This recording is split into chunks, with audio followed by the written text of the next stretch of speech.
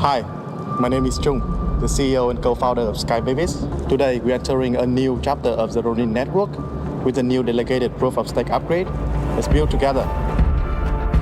A Ronin is a samurai without a master. With Ronin, we took the destiny of our own products into our own hands. Sky Babies team has been working very hard in past months for this moment. And on the journey to DPOS, we have some new key high. We also make some new friends along the way. So we have vetted over 250 game studios to determine those exact right partners for us and for our ecosystem. Progressively decentralizing the network over time means that we can move a little bit slower at the beginning and get a more clear idea of what the most important value adds for people are. And now we can really start to see the fruits of our labor.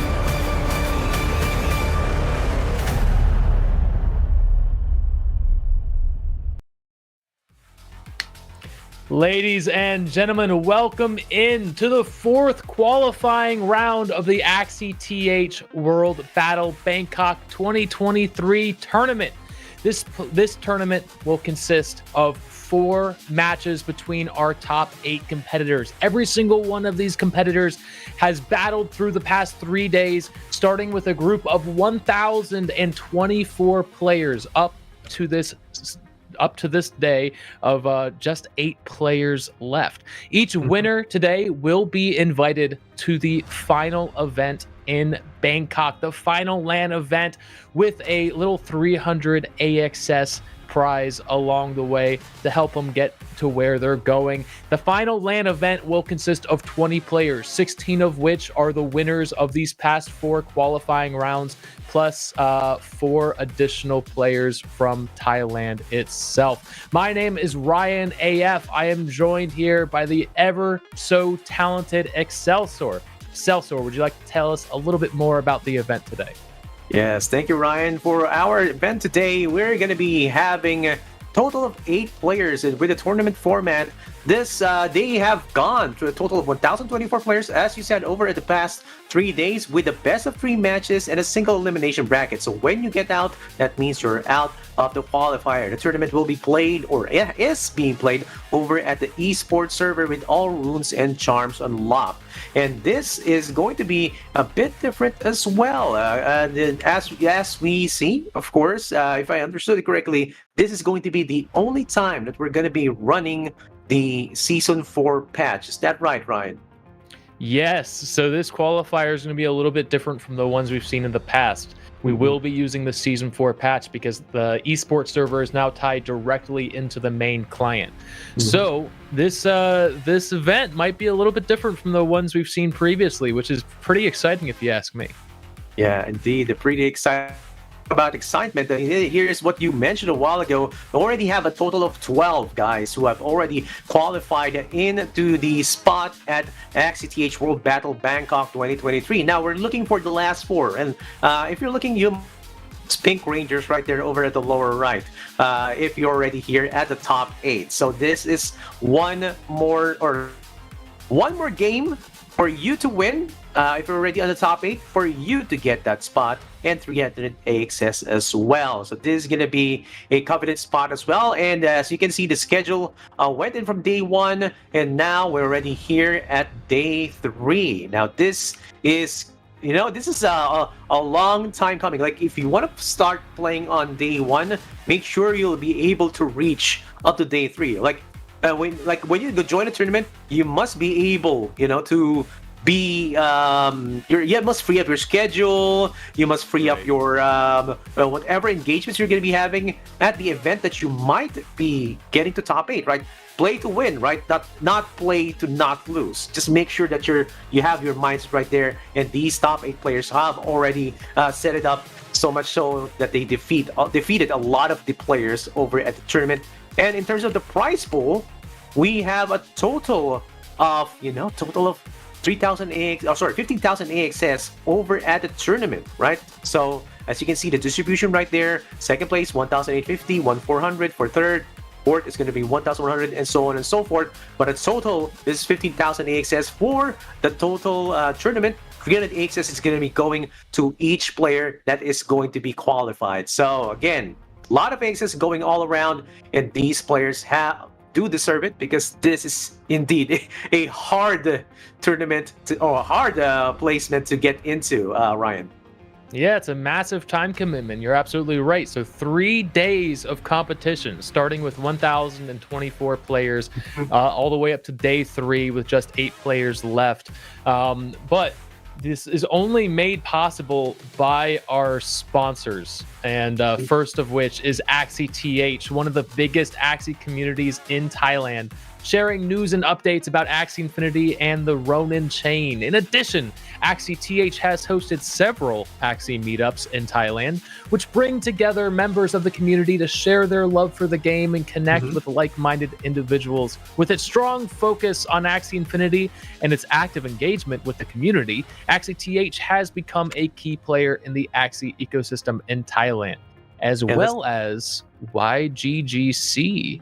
Yes, YGGC is a thank you for that, Ryan. And YGGC is a gaming guild that operates in Southeast Asia, primarily focused on blockchain games. YGGC is the first sub-DAO of YGG, a part of the broader Yield Guild Games organization, which aims to create a decentralized gaming ecosystem where players can earn income by participating in blockchain-based games.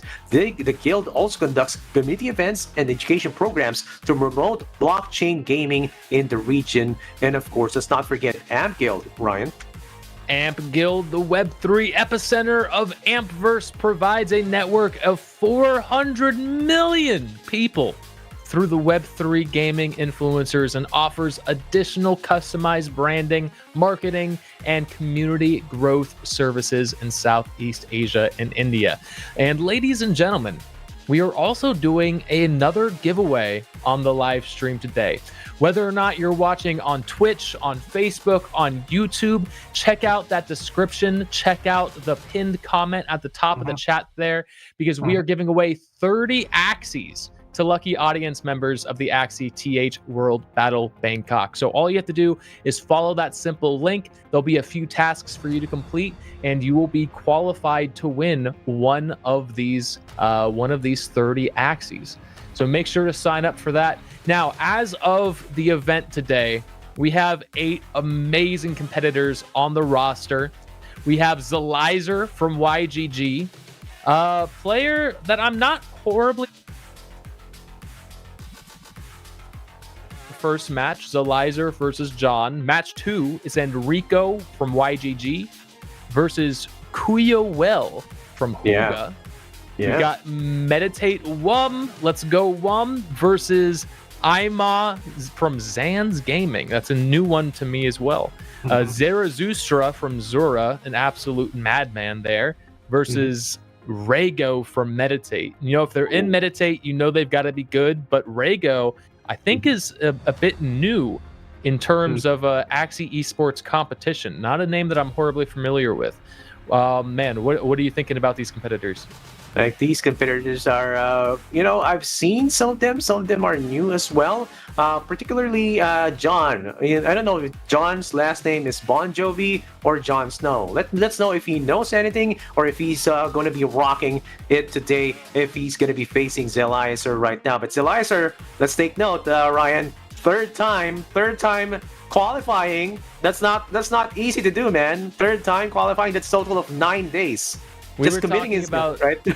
Yeah, right? we were talking about the time commitment for just 3 days. He's been doing this for 9 days. Third time in the top 8 qualifier finals, yet he has not made it to the actual LAN event yet. He has not qualified for the LAN event. So this is his third time going through the rigorous single elimination 1024 player rigmarole just to get to this last day of the qualifier rounds, the very last of the last.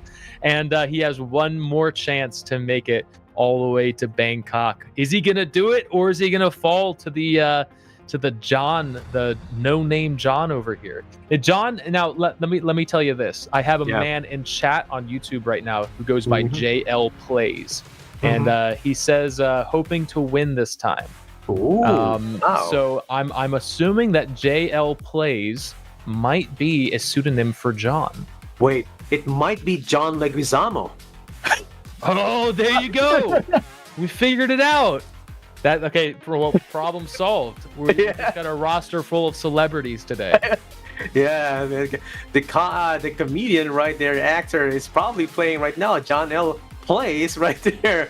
But let's see if he will be able to go on and beat out Zelizer right here. Oh, but let's look at the second right. I've seen Kuyawell play over at the different tournaments. I've seen them dominated as well. Let's see if they will be able to defeat Enrico, which has been dubbed the Prodigy. The Prodigy. Why? Because over at the other card game, it was beating out some of the other veteran players while still being in college, right? So that's why he just ported over his skills over at the other CCG, and just went in over at Axie Infinity. Just he's just thriving right here. He's that name that you would just one name, Enrico, Cher or Prince.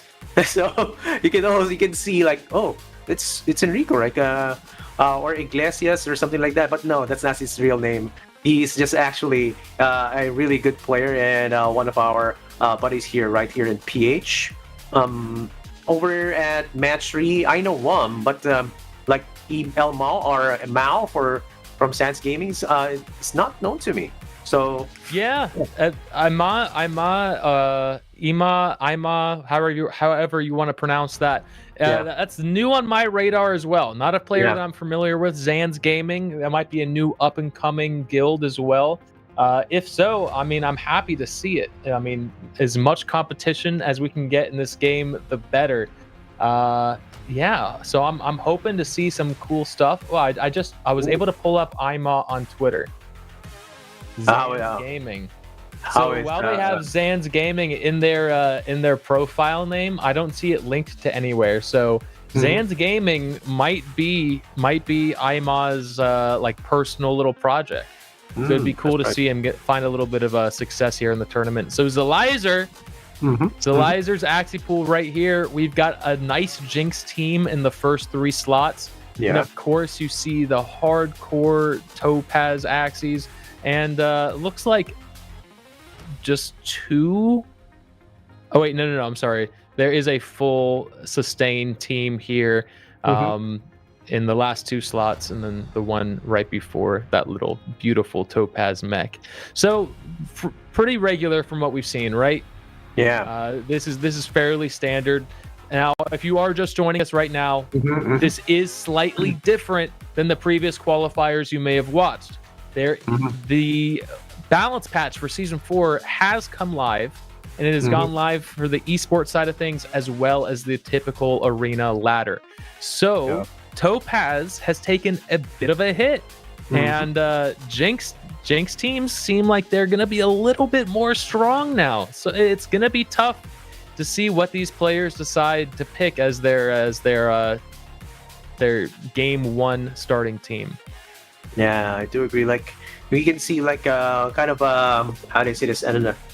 A commitment for Zelizer to just stick with these Axies right now.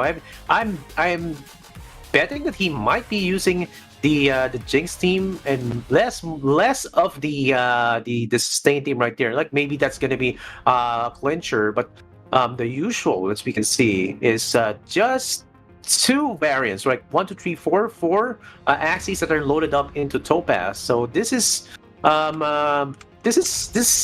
looks like what he has been using over at the past qualifiers, man. So I'm really optimistic that he's gonna be getting it this time, because he's hard, and I'm all for like consistency and persistence in terms of these tournaments, and he's showing getting to the 4th qualifier like 3 times, man.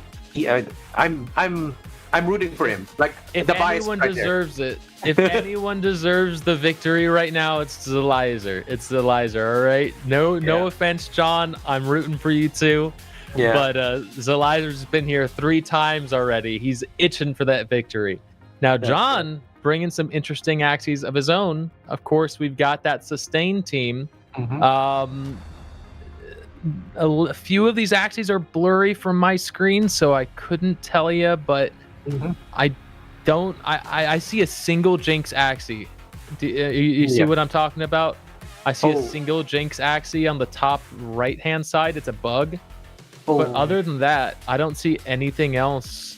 It looks like it's mostly Topaz, man. 1, 2, 3, 4, 5, 6, 7. 7 Topazes. Is the 4th Axie there Topaz as well? It looks like, that's Hungry Bird. I thought it was Double Talk.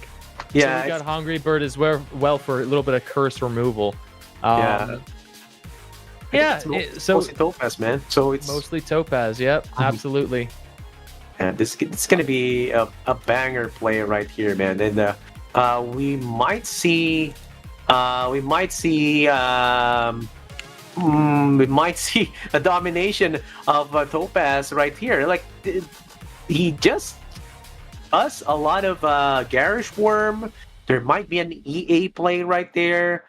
He's preparing for a possible Jinx team. That's why he has a Dawn right there on the front. So it's possible that he is preparing for any eventualities with this lineup. So yeah, I think he knows what's going to be happening. So let's go in the first match right now. It's going to be Zelizer versus John.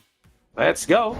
Ooh. Let's do it. Ooh, and John goes with the sustain team game 1 versus Zelizer, who went with the Jinx curse team. I think it was a good option. I'm not gonna lie, I think it was a good option. But it looks like John going with the sustain team with the Holy Prayer, I think has a bit of an advantage in this match. What do you think, Excelsior? Yeah, I mean, with the sustain team is definitely going to have the advantage here. But take note, Holy Prayer has been nerfed down to 1 removed curse card. So there might be some some chance here. And look at that Oleg emote coming in from John. He's happy to be here. He knows what's happening. And this matchup, not the Topaz, and I like it, man. I like it that we're not seeing the usual Topaz. And I was saying that Zelizer was going to use Jinx, and he did. It's yay! It's a good day for us right now, Ryan. No more Topaz for first matches. You got it, man. You got it. And you're right. The Holy Prayer did take a bit of a nerf. Right? It's only removing 1 curse card instead of 2 now. But there have been other changes in this new update that actually help against the curse team strat. And that is the ability now to retain cards using your energy fragments instead of just your energy. So when you're getting to that last round, when you're getting into that 3rd or 4th round, when your deck's about to reset and you're about to go into that deck full of curse cards, you can actually hold on to whatever you're not using that turn, save it for the following turn, and hedge your bets against that card consistency. So it's a little something that you can do to fight past it, and it might give John the upper hand here. it is tough with Holy Prayer losing half of that ability, but we'll see if he's able to come out on top. I have all the faith in the world in him. That's right. Let's see if this is going to be the angle right now. It's going to be a bit slow, as you can see, but look at that. Inkling is already peeking out right there. And you're going to be having an extra, how do I say this? Extra Jinx that's going to be pulled out. So let's see if this is going to be happening. Look at that. Taunt is going to be put on the front, and Twin Tail is going to be chosen from that Innocent Lamb. John is setting up for the the discard mechanic of his own, right? And like discard versus the discards from the Neo and the Parasite. Yeah, I think it's going to be stronger. Now, interesting thing about this matchup. John's highest HP Axie is his backlaner. That's the Axie that he's hoping to end the game on. That's the Axie that's going to survive in Blood Moon when everything else dies.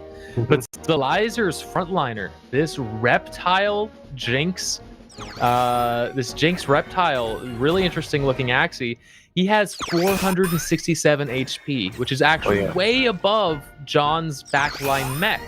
So in the late game, in the last few rounds of Blood Moon, Zalizer actually has HP advantage, which is not good for John at all. Because if he's gonna try to win in the later rounds of Blood Moon, he's gonna need to find a way to get rid of that frontline Reptile. Otherwise, it's just gonna be a draw. On top of that, the amount of damage that he'll get coming in from those Jinxes in the later rounds is going to be ridiculous. I bet you anything we're going to see 100 damage Jinx hits. And for that backliner to survive through all that, it's definitely going to be rough. Yeah, I do agree with you, man. Like, there's going to be a lot of damage that this is going to be coming out from that Jinx that's going to be stacking up. But I'm kind of distracted with the Garage Worm right here, man. Instead of having the usual Mantis Claw, he put in a different card right there, or a different charm right there, and it adds another goo. This is another layer of ensuring that you're going to be putting more curse cards onto your opponent's side. And is that the Wicked Ward right there at the middle? Let me look back into it. Like, yeah, I think it is. It's getting blurry. Yeah, it is. There you go. Man, that's a good tech as well. Yeah, it's a rare rune, right? Yeah. And what it does is it just, if I'm not mistaken, it deals extra damage to the front. Yeah. Depending on the amount of curse cards in the deck. I can't remember the exact number off the top of my head. And AxieTech.com or Axie.tech is currently broken, so I don't have my cheat sheet with me. But very interesting little tech with the Wicked Ward there. I'm not sure how much it's going to help him. But it'll definitely be curious to see. Yeah. So I just looked at it, man. It's like, it's an epic rune. It's Wicked Ward. I was mistaking it for Curse Ritual, which has the better advantage. But Wicked Ward applies 12 to all allied Axies when you apply a curse with the Axies, with any of the Axies. Okay, so it's a little bit of AOE damage in there. Oh, it's more of how do you say this? It's more of shield. It's more of defense that he's putting in right there. So so anytime you throw a curse card in there, it gives you 12 shield across your team. Okay, there it is. We see it coming in right now. There you go. Very interesting play for a little bit of extra defense. Now, in this situation, it's not going to be super helpful for Zalizer. In fact, the rare rune equivalent would probably be a little bit better in this situation for him. But, he picked this team to be able to win against any opponent. And it's not, even though it's not the best for the situation, he's not going to give up so easy. That's right. And, I'm kind of curious why... I want to put down your camera a bit right there, Ryan, because I can see the jig sets. But there is... I'm kind of curious why the first play of Zelizer is more of collect and protect rather than shield leecher. Like we've seen a lot of the lineups, they usually go with shield leecher like game one because they're kind of expecting that there might be a sustained team to be played at game one. So I don't know I wonder what he's thinking with this kind of a setup. So I think it's just curiosity, man.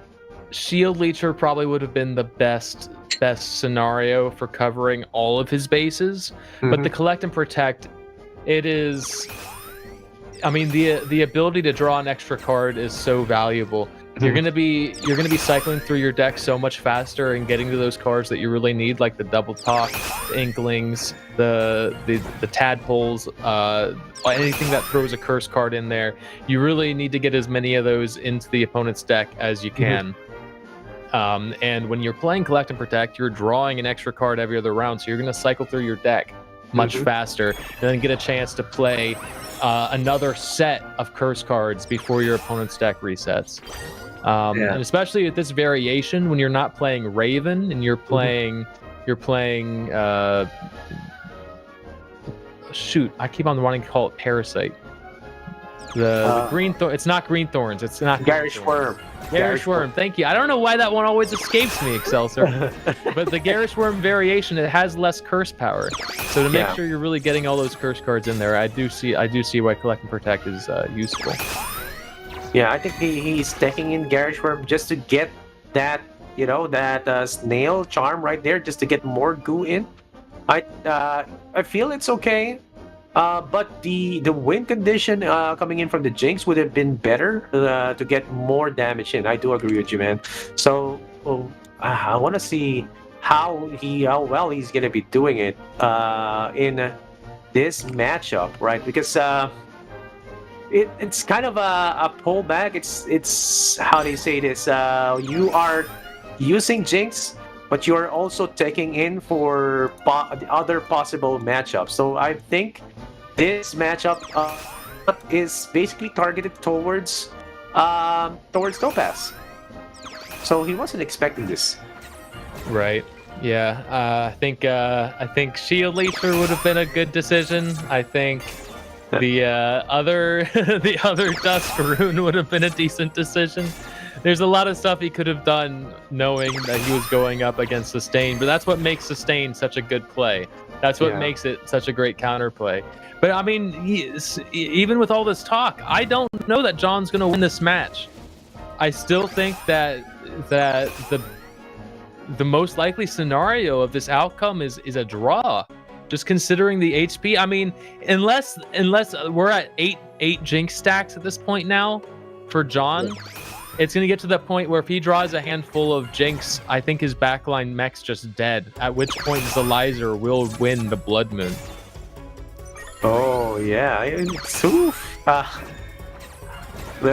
the emotes are coming out from John's side. He's just happy to be here, man. And now, of course, Gonatail is going to be removed. And look at that, Showstar is going to be... Oh, yes! Finally, one Axie goes down. And it's going to be coming in from John's side. And, curses galore! 4 curses. And the backline is going to get hit pure damage, man. The glory. Straight through that shield. Now, if he just focuses on the backliner, here he goes. All of those cards, well, three and a half of those cards will target the back lane. That backliner is going down. He just needs to hit it with the. Come on, he just needs to get lucky here. Two damage away. 2 damage away. But he does not get the kill. It's okay because a single Jinx will do it at this point. Oh man. Yep, Jinx is it. Jinx is it, man. That's a dead mech. Lordy, Zelizer, you're so close, my friend. Oh yeah, you can taste it, man.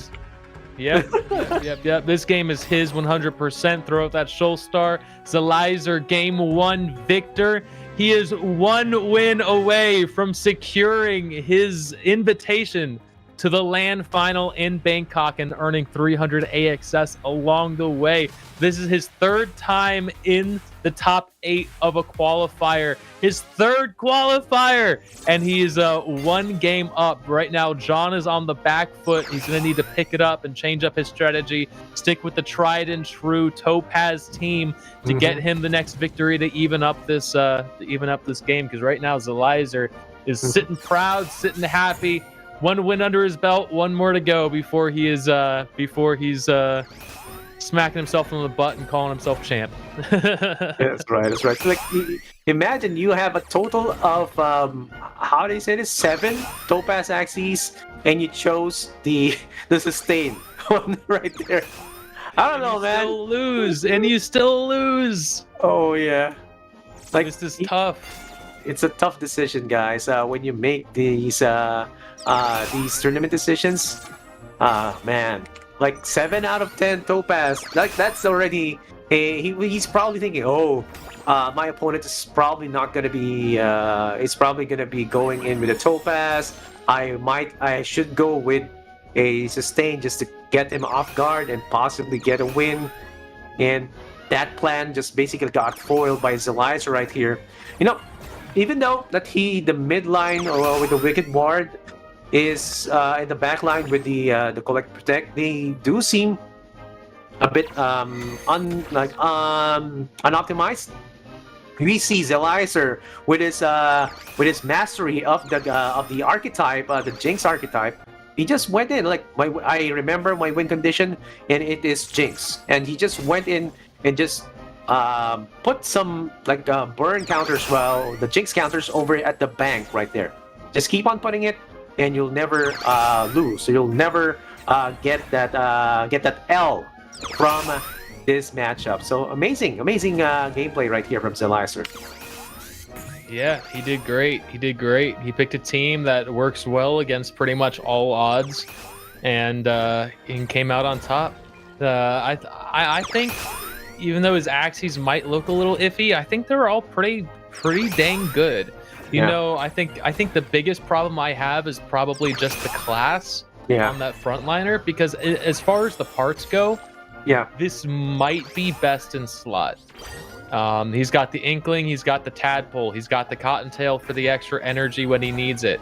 The one Axie that has Cottontail, he's missing a curse card, so of course he's playing Raven instead of Garish Worm. And even the Garish Worms, even the bug cards have the goo charm on there to shuffle even more curse cards in there. So he just has so much control over his enemies deck, and then he's able to throw that damage up on top as well. But it looks like game 2 is ready, so let's go ahead and hop into the second match, figure out whether or not John has decided to go full Topaz or if he's sticking around with the sustain. Let's find out now.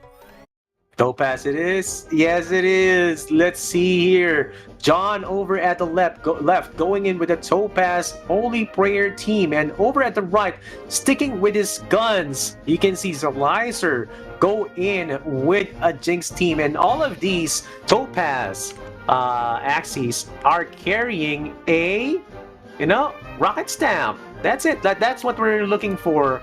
A while ago, that Topaz team that he's carrying right now, and I feel it's gonna be it's gonna help him, man. It's gonna be the win condition that he's been looking for. Like this is what he needs to move forward. So, well, I know. What do you think, man? Is this gonna be enough? I think Zelizer's got it. Me too, man. Zelizer's got this one in the bag. I'm not gonna lie. John, please don't hate me for this. Man, like I said before, Zelizer has every right to win this event today. He has been in the top 8 of almost every single qualifier before this, and just hasn't been able to scrape by. But I think today is Zelizer's day. Because, I mean, he's playing so many cards with backdoor potential. He's got Inkling on every Axie. He's got the Raven. He's got the Tadpoles. All of these cards can target the back laner. And with that Dawn in the back lane, I think John was trying to put it somewhere safe, but I think he inadvertently put it in the first line of target, or the first line of fire. So are you calling this day Z Day? Z-Day. Your puns keep on coming, man. Today might be World War III for John here. Yeah. It's Z Day because it's Zelizer Day. He's gonna be happy. I see. It's gonna be one day if Zelizer gets to win, the one day that he gets to get a slot to go to Thailand, and he really deserves it if he does get it. But of course, over at the first turns, I feel there's gonna be a ramp incoming in from the side of John if he does get a skill card right there. So let's see if he will be able to. Oh, there you go. Jinxes are gonna be coming in. There you go, Inkling, and also the armor that he has been preparing for right there, man. So this is going to go in. One more Jinx. Is this going to seal the deal, man? So I mean, it's a bit far, but I'm like, in my heart, I'm silently rooting for Zelizer just because he's already been here for 3 days. Right. I'm not gonna lie. I'm rooting for John in my heart. That's because I'm pretty sure Zelizer's gonna win. Oh man. I want Zelizer to succeed finally, but I don't want it to be easy for him either. Yeah. I want him to feel like he's really earned it, you know? Yeah. It's hard to be here. And look at that. This is big. Line. Oh. This is big. Oh, Wait, nice. Does he not use the topaz? Okay, he keeps the topaz. He holds on to it. It's a dangerous move to make when there's 2 Garish Worms on the opponent's side of the field. That's right. And like that front line is a bit more secured than usual, man. Like and the Garish Worm is not going to be used over at the side of Zelizer. He wants to, to just keep on putting those Jinxes with those double talks. So that's going to be a lot more money in the bank, if I say so myself, John. For John's discard pile. So yeah, it's a tough decision to make, right? Because if you're using Garish Worm, you're throwing it into an Axie you know already has shield on it, because of the bumpy or in the collect and protect. So you're not going to be getting any damage value. It's a matter of, do you want to potentially get rid of the card he kept? Is he just baiting you? Did he keep a random card to make you think it was a topaz? Then you're just going to waste the Garish Worm to get rid of it. So there's some outplay potential there. But no, just focusing on those curse cards, getting as many curse cards to the opponent's deck as possible. That is his most consistent win scenario here. Yeah, and he's going for it, man. He knows how he's going to be winning against this Topaz team, and just puts in a double talk with the Flamingo Hammer. Just hits 1. You would want that double talk, that Flamingo Hammer, to hit at least 2, just to maximize the weak debuff right there. And okay, there's some overlapping cards that right there over at the right, Ryan. So I'm not seeing what is being retained over at this right side. But look at that, 4 Jinxes have been drawn out. That back line is decimated. Oh, right now, and he wasted a decent amount of attack power there, attacking into both Axies with the shield. He managed to do a little bit of damage to the front while leaving the back asleep. But in terms of just straight up value, not a lot right there. Not a lot of value. Not a lot of value indeed. And now, of course, is going back to Zelizer's side. And you have already, you can see already John already having that maximized Topaz value right there. It just came in and got powered up by the Jinxes that have been removed. So, wow, okay, nice targeting towards the back. That is a great hit for Zelizer, and he gets to discard 1 more card and put it back into the pile. That's going to be muddying up the draw right there for John. All right, man. Now they have 10 cards in deck, but you have to remember this comp fixates on banished cards, right? So each Axie The frontliner only has 3 attack cards to its name, one of which is a 0 cost, and the midliner only has 4 cards. Yeah. Wow! Oh. 5 jinxes! This is, man, it's looking like this one's in the bag. That mech is about to go into last stand, and Zelizer still has a perfectly healthy backliner. Now, that last stand can be extremely deadly, and you know, it might. How does I'm actually not sure how this interaction works. If he activates last stand on this turn, and then the turn passes, will the jinx damage kill? Will the jinx damage all go into the mech? Because the mech can technically die the turn after it's activated, right? If it does, if it attacks into reflect, for example. Yeah, I think I've seen this before. Like, if you do get to use or get to proc the last stand with the jinx, the damage is just going to go towards the back, right? It's going to go towards the back. He didn't proc it. He didn't. He wanted to let the jinx deal the damage to the last stand. I feel like he should have just procced last stand and guaranteed the kill. But he was actually able to save himself with the piranha, bringing himself high enough health to survive the damage from the jinx. Wow, John might be coming back from this after all. Oh no, John. Are you doing it, man? I think are you doing it? Oh man. It's amazing that John gets to do this. Like, he is so near. Last stand is so near. Okay, so the jinx damage brought him into last stand. So this is the turn after last stand. He should be able to get taken out now. Or no, he just dies just by ending his turn. Zelizer just needs to do damage to the front. Yeah, that's right. Like, Zelizer's front is 10 damage away. Oh my gosh. Oh no! Oh, he gets it. Okay, there's too many jinxes for him to handle.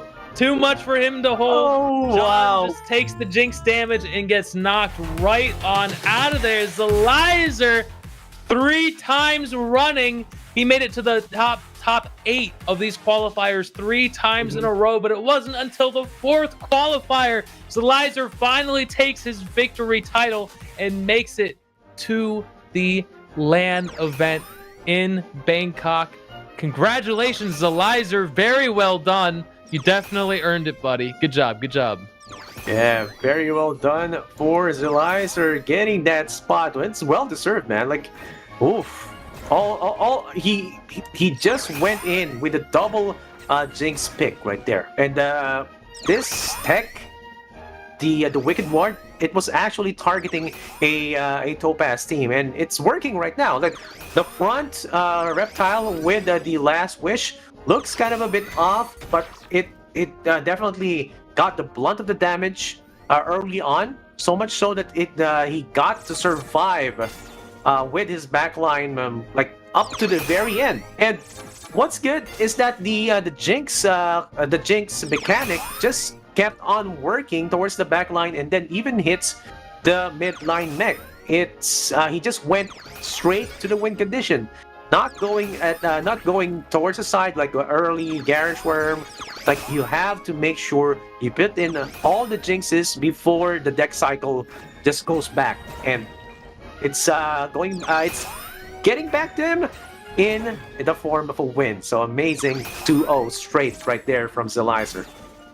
Zelizer did it like a pro. Man, yeah, like I told you at the beginning of the event, I do think that Jinx has the upper hand now. Yeah. A lot of comps are going to have to shift to kind of figure out how to work past this curse card onslaught. Whether or not that means teching in a Lotus, teching in Puppy Eyes with the Innocent Lamb Puppy Eyes. That's 2 0 cost cards that can remove a curse card. I don't think it's enough, but it might be. Maybe Puppy Eyes, Innocent Lamb, and a Hungry Bird. Maybe that's enough. 3 curse card removals per deck cycle. it's gonna be tough, but regardless, just sticking along with the same old Topaz team as if it's going to keep on doing as good as it was before is probably going to get you into a little bit of trouble because, yeah, it's not the same balance patch. This is season 4, baby. This ain't season 3 no more. And this puts it to the value that if you see Hungry Bird Topaz, like, do grab them right now, because if we don't grab them right now, I'm gonna be grabbing them and flipping them over over at the next season, because that's the counter. Hungry Bird Topaz. If you're gonna be sticking with your Topaz team, make sure to have at least removal of the jinxes, and also the charm. Man, there's a charm that removes curses over at your deck, so it's going to be helpful as well to put that into account. So again, look, you can see Zelizer putting in some this is actually an optimized how do you say this, an optimized curse team, because it focuses more on not just jinxes but also putting in some goose while discarding your opponent's cards. That's like removing what's useful and putting in what's useless times 2. That's amazing. It's perfectly min-maxed and yeah, optimized is the perfect way to put it. He knows exactly what he's doing. Every card in that team, I'm willing to put money on the fact that every card in that team is best in slot. I think the only improvements would be the class. I don't think that the reptile is probably the best class for that Axie, but he made it work. The card combinations were that good. All right, now Enrico versus Kuyawel is our next matchup, and Enrico is coming in strong with the Topazes. He's got the sustain team as well, but it looks like Topaz Madness is his way. Unfortunate. I'm pretty sure that Jinx is looking pretty spicy these days. But yeah, we're gonna see how he fares. He has the option to go with the Endless Anger variation, or he could go with the Dawn setup as well. Both of which very viable options. Yeah, so yeah, I do agree with you, man. Like, there are a lot of options for Enrico right now, even putting in a kind of sustain, but I feel that he's going to be using an Endless Anger more so than the other comps that he has. So there's like leaning towards Endless Anger, but I want to see what Kuyawel is going to be bringing. Like, Kuyawel, you know, he's been playing quite well, hence the name. Not just kidding. He's playing quite well over at the other tournaments, even getting top 4s, but kind of fall short into getting the top spot. So let's see if this will be his chance to get the top spot right now, man. So let's get into the action. Yeah, I'd love to see. Let us see what Kuyawel brings. Okay, here we are. Topaz. So Kuyawel does have that Topaz team. Interesting. Again, we see that Topaz reptile. Yeah. It's almost the exact. I'm pretty sure it's the exact same. It's the exact same Axie. In fact, his entire Jinx team is almost identical, except it is missing one Garish Worm. There's one extra Raven where there should be a Garish Worm. Regardless, it looks extremely strong. And considering what we just saw from Zelizer versus John, yikes. I'd be hard-pressed to say that Kuyawel plays anything other than that Jinx team, because it looks like it's going to be the one to beat. If you can beat that Jinx team, you've got a story to tell your children.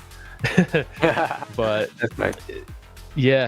I'm thinking you're right. I think Enrico goes with the Jinx Beast team because he wants to get that Endless Anger turn. He wants to get that really hard-hitting turn early before his deck resets and he has to deal with all those curse cards. And then on top of that, you have sticky tape on those Topazes instead of the Rocket Stamp, which allows you to keep them in your hand, which might help if you're getting flooded by curse cards, just having more cards on retain. But yeah, I think Kuya Whale definitely goes the Jinx, and I think Kuya Whale might come out on top.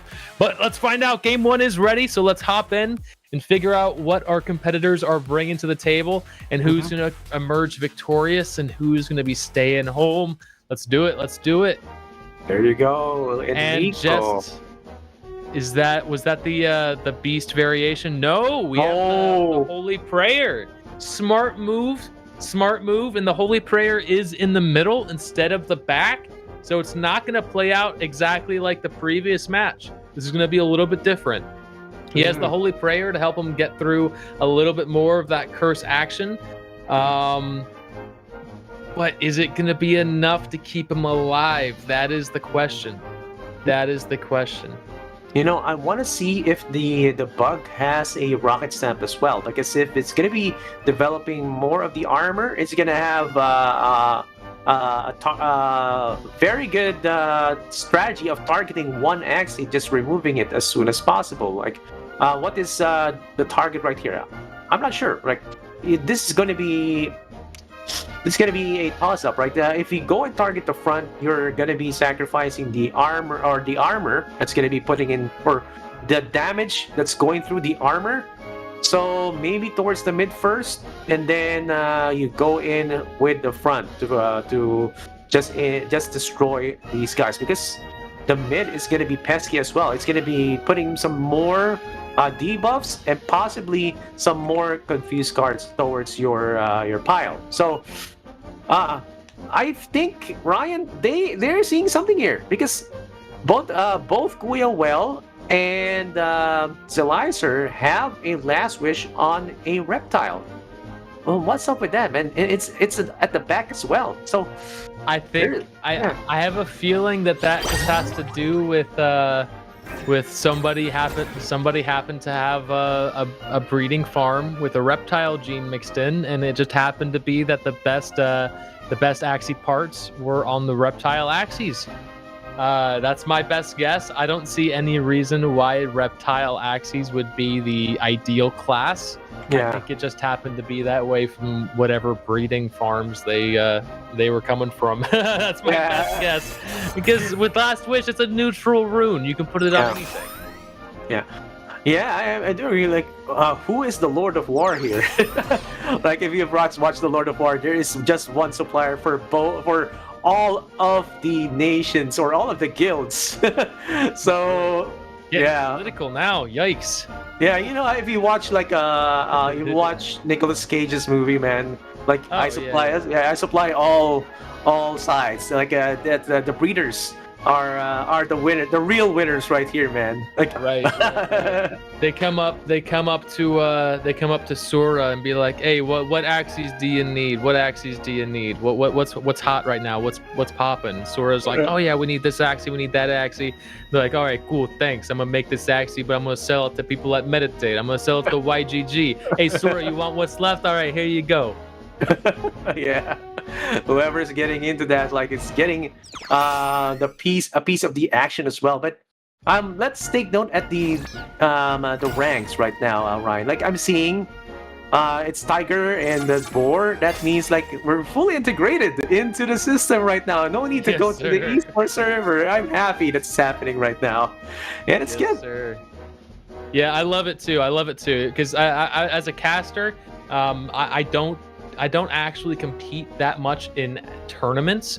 So to keep track of the meta within the Axie ladder, and then to keep track of an entirely different meta for the esports side of things, it was just a little needlessly complicated, in my opinion. And now everything is streamlined. I understand it's more frustrating for the competitors to have to learn a new meta in the middle of a big league like this one here.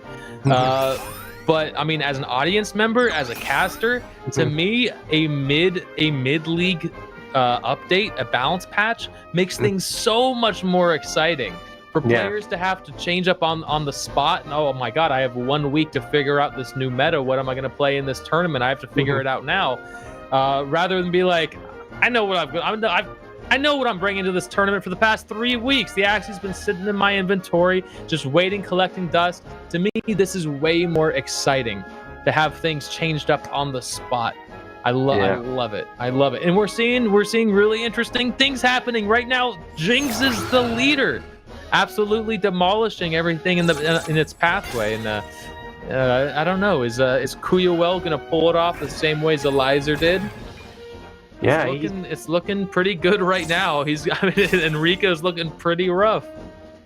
Yeah, he's putting all his marbles towards the back as well. He wants to proc that last stand as soon as possible. And you can see Enrico retargeting mechanism with that toothless bite going into the mid. He's like low-key protecting that back line and taking out the front of Kuyawell. Now, is this gonna be hurting Kuyawell right now? Because he might be going for a cottontail turn when he gets enough of the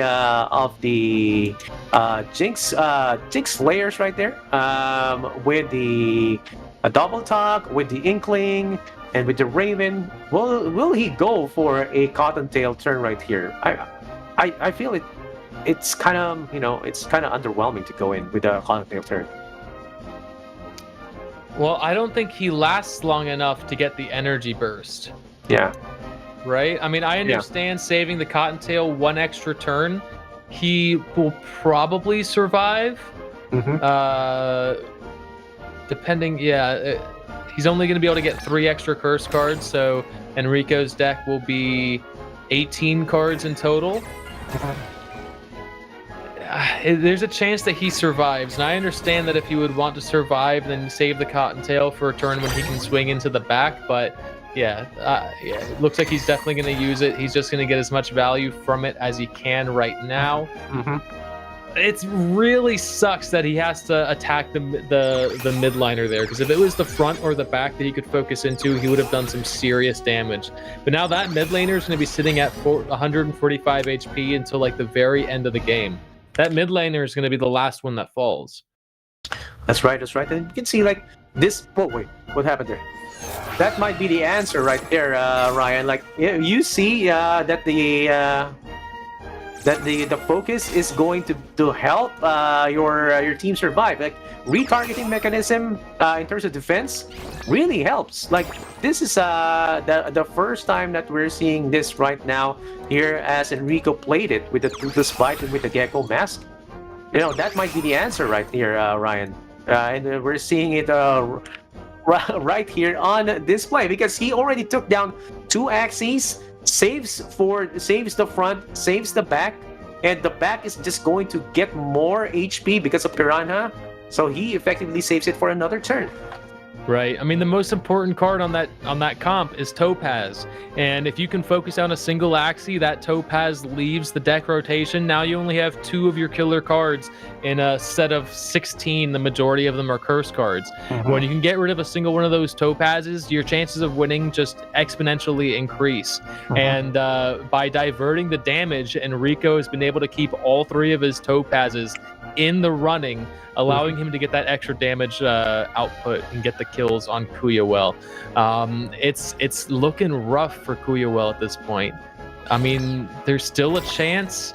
I mean, there's a lot of curse cards in Enrico's deck right now, and more of them coming. So, without the ability to get a single kill, I mean, just if he just draws 3 Topazes, it's game over. Man, look at the discard that went in right there, man. He went in and got the Showstar discarded. That's possibly the one that you wouldn't want to discard from John Kuyawell's side. You would want to like get one of the attack cards discarded. And oh man, that's the least of your worries. And considering that there's only one Jinx that has been drawn out from Enrico's side, that backline is still going to be surviving, and that's going to be dealing the damage when he draws the Topaz's back. Ooh, this is a terrible situation to be in. Not a single one killed. And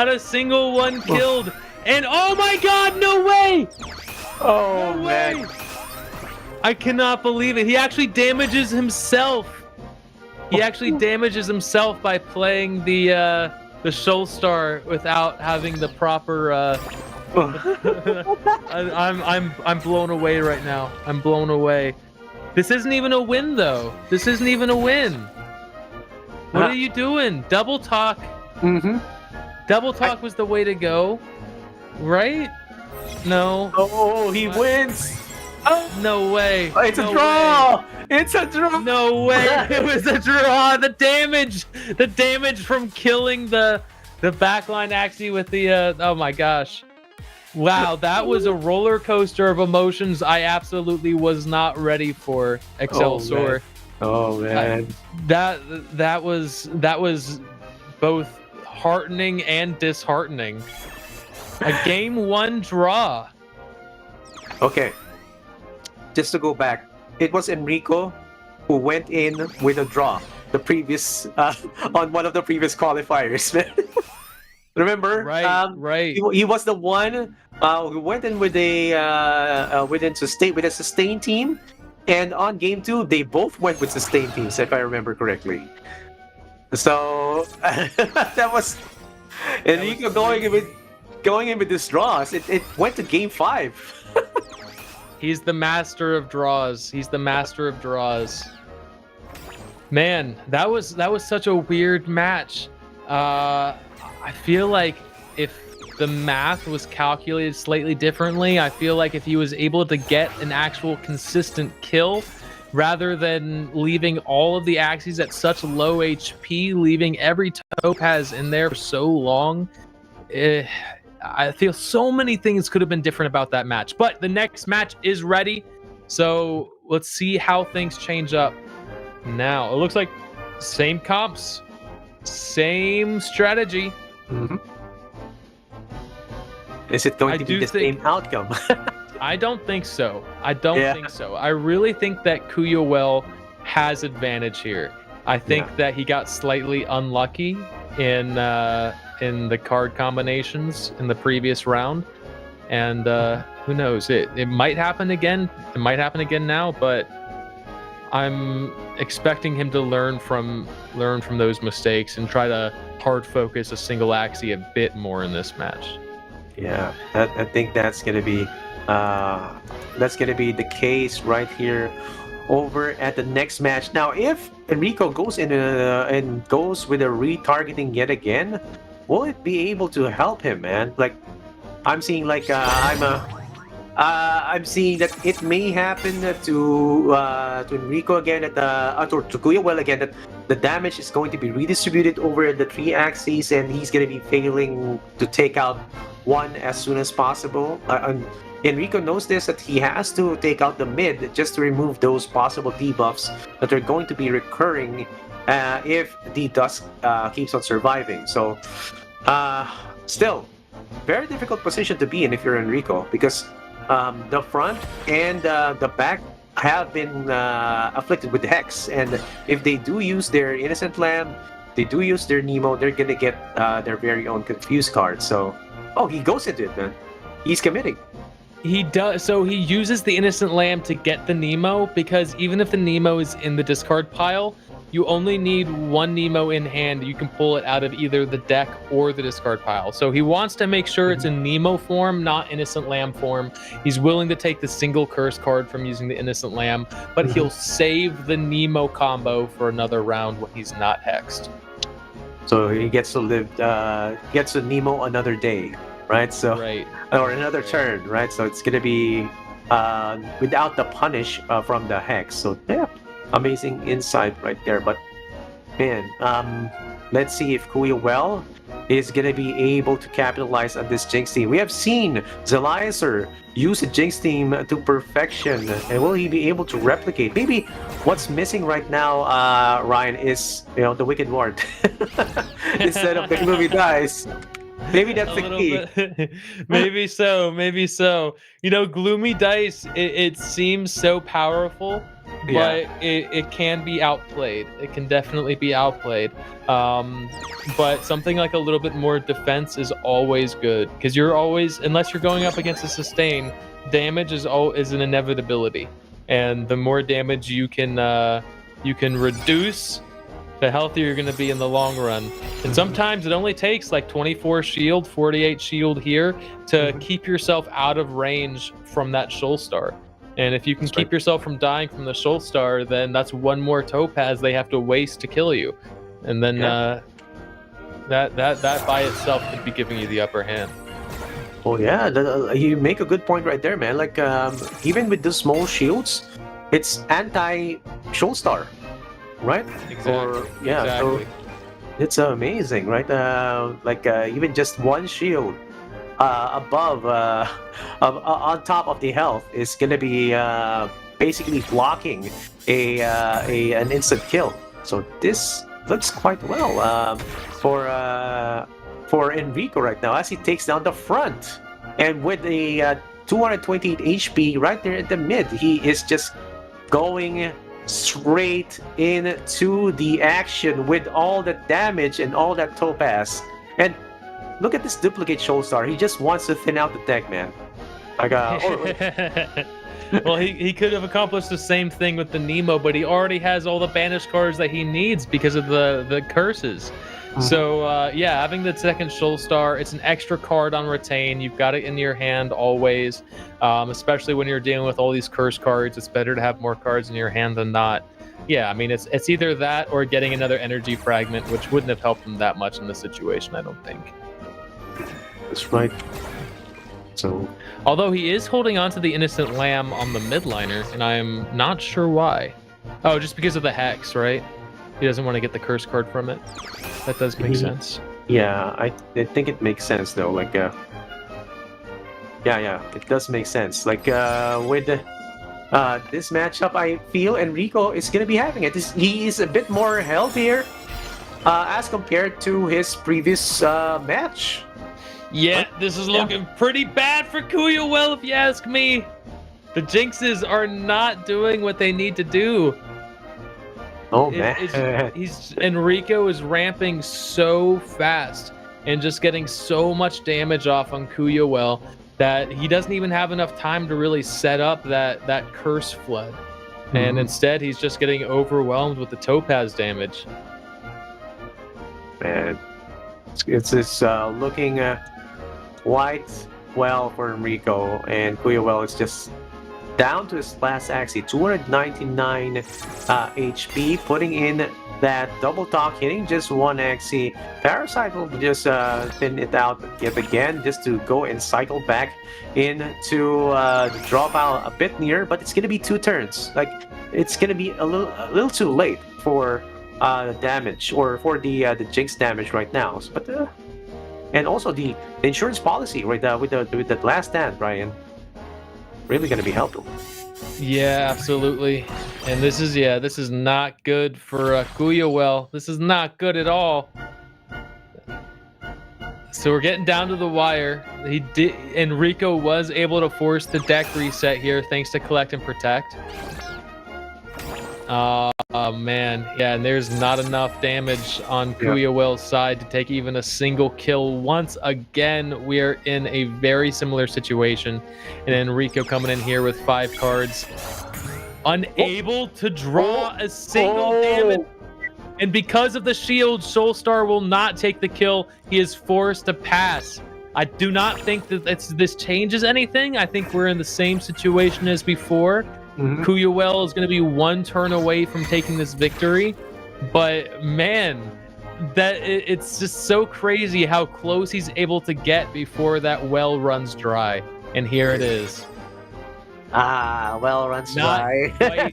Not quite a draw this time. Not quite a draw. Enrico comes out on top for game 1, putting Kuya Well on the back foot. Kuya Well's played the same curse team 2 times in a row, and it has not worked out well for him. So I'm assuming Kuya Well is going to be thinking how he can switch things up this next round and come out on top and try to take things back into control, because right now it looks like the curse team is not working out for him, which is so interesting because it seemed to work so well for Zelizer, right? Now, is it the Wicked Ward? Is that the epic one that we've been looking at? Yeah, like the epic one from the Dusk right there at the mid. maybe that's the key. Like those little HP modifiers, like 12 HP per card per curse card, really helps. It really helped Zelizer a while ago. Maybe that's the one. That's the magic juice that's missing from Kuya Well right now. I would love to see him introduce. If he does keep the same curse team, I'd love to see him introduce the Wicked Ward for a little bit more defense. Because yeah, man, I mean, 24 shield here, 24 shield here. It helps keep your Axies a little bit more healthy. Helps keep them above 90%, and even when they're below 90%, that shield prevents Soulstar as an option. I think a little bit of. I mean, this team really works well when you are able to have them survive as long as possible. You need them to be a bit tankier, a bit bulkier, and Wicked Ward might provide that ability for them. Because right now it's just not working out. Kuya Well's gonna have to figure out how to change things up here. 100%. I do feel that positioning also works as a factor. If you do put in the last wish in the front, you get the damage out already, right? So you decrease the HP of your opponents, and considering that they don't have life gain, it does help, right? Getting it on front and the back with the collect and protect, that might be the key. Like, so there are two options for Kuya Well to adjust this. Change the position. Front with the last wish, right, and the back with the collect and protect, mid with the Wicked Ward. So I totally agree with you there. Yeah. I totally agree with you, because getting that damage off earlier is way more important, because he needs to get rid of one of the topazes. If he can get one topaz less in the deck, he's going to be having a better time. And here we go with game 3. Game 3. First game was a draw. Second game went to Enrico.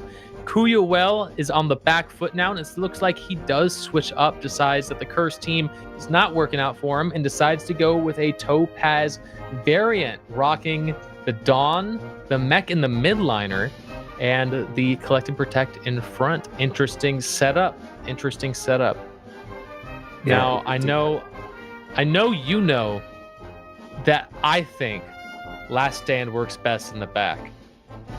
But I don't know what you think about Last Stand. So tell me, what do you think about the Last Stand in the mid there? Man, I feel that the Last Stand at the mid, it's okay if it's okay, or it doesn't matter if Enrico's rocket stamps are loaded up. And from the previous match, they are indeed loaded up, right? So yeah, I think it kind of doesn't matter as of the moment. Like wherever you put them, it's gonna be targeted ASAP. So right, yeah. But considering the matchup right here, Kuya Well might be at a disadvantage because of the discard potential that is coming out from Enrico's side. That is the front line right there with the Garish Worm.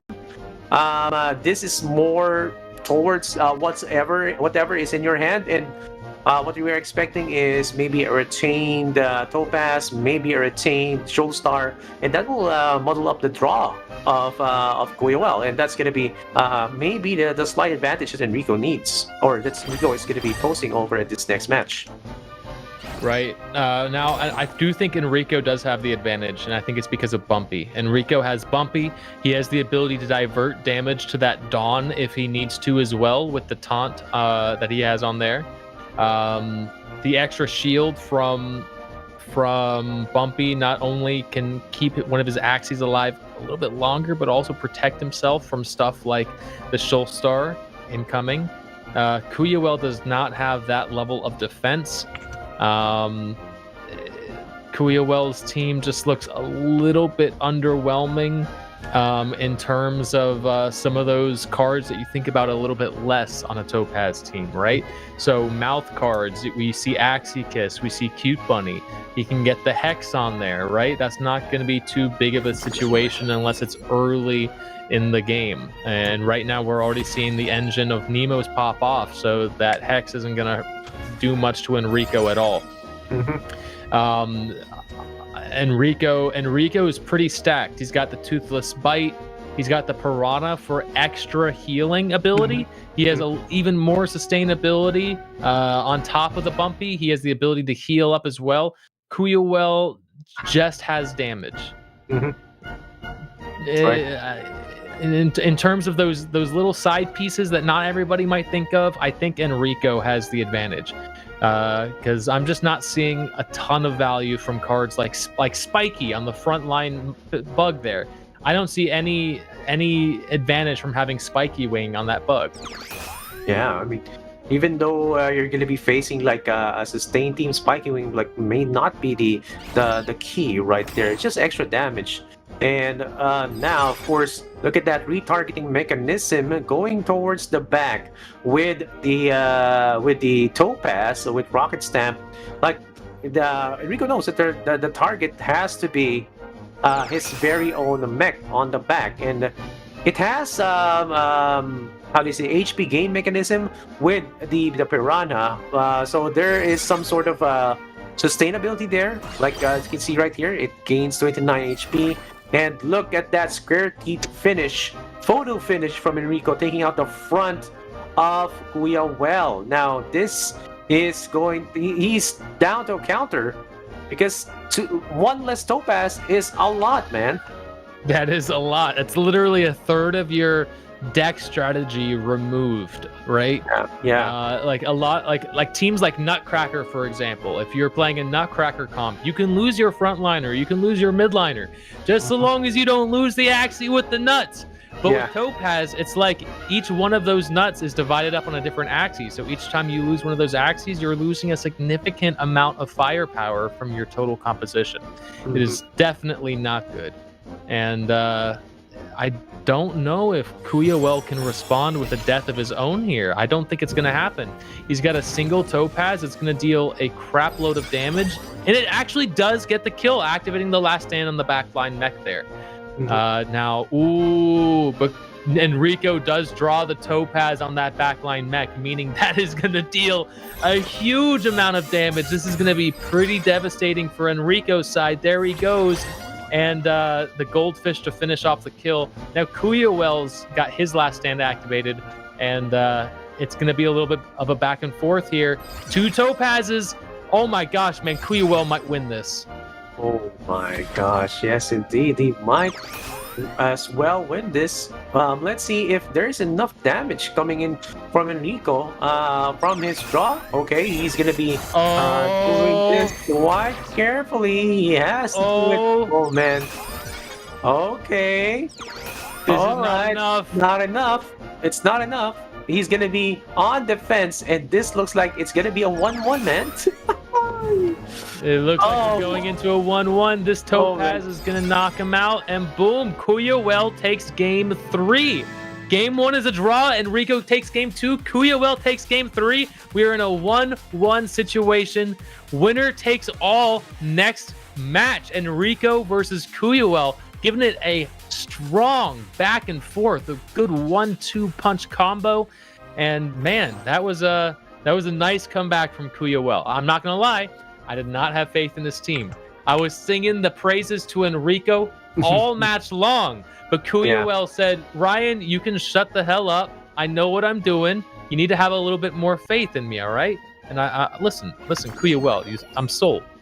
I'm buying whatever you're selling. Yeah, Kuyawell is selling it quite nicely, because he just got in a win, and he knew that he needs to target the back first. Like, you know what he did? You know why he won, Ryan? He took out the back first. Like, he just made sure that back line is going to be destroyed, and it showed down the line that Enrico can deal some damage, but he's gonna be stopped with the midline mech. Right, if Enrico did and retargeted it towards the mid, and then goes from mid and then front and then back, that's it. That's gonna be the winning style right there. And take notice that I saw that backline mech did a total of 242 damage instead of the maximum 225, and I feel it's the Holy Prayer that did the extra damage right there. Right there you go, 242. Oh, interesting. I didn't pick up on that. Like it's usually max 225, right?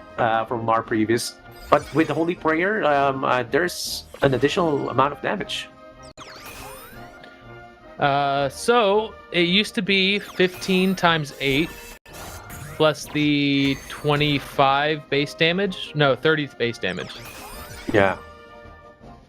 And that's 120, 150 altogether at max damage without any modifiers. Now Topaz is 12 damage times 10 is the cap. So we're still at 120 damage or 150 at max cap. But we can argue about Topaz later on. For now, match 3 or match 4 rather is ready. It is 1-1 between Enrico and Kuyawell. Let's find out what they bring to this final match. And it's looking like a run back. Oh man. Wait. Enrico still with that mid. Yeah, it's the same one. Like Kuyawell and Enrico have switched sides, so Kuyawell is on the right hand side now. But as for the Axie teams, we're looking at a full run back. Same teams on both sides. Kuyawell's come out on top with this composition once already, so he's hoping he can do it a second time.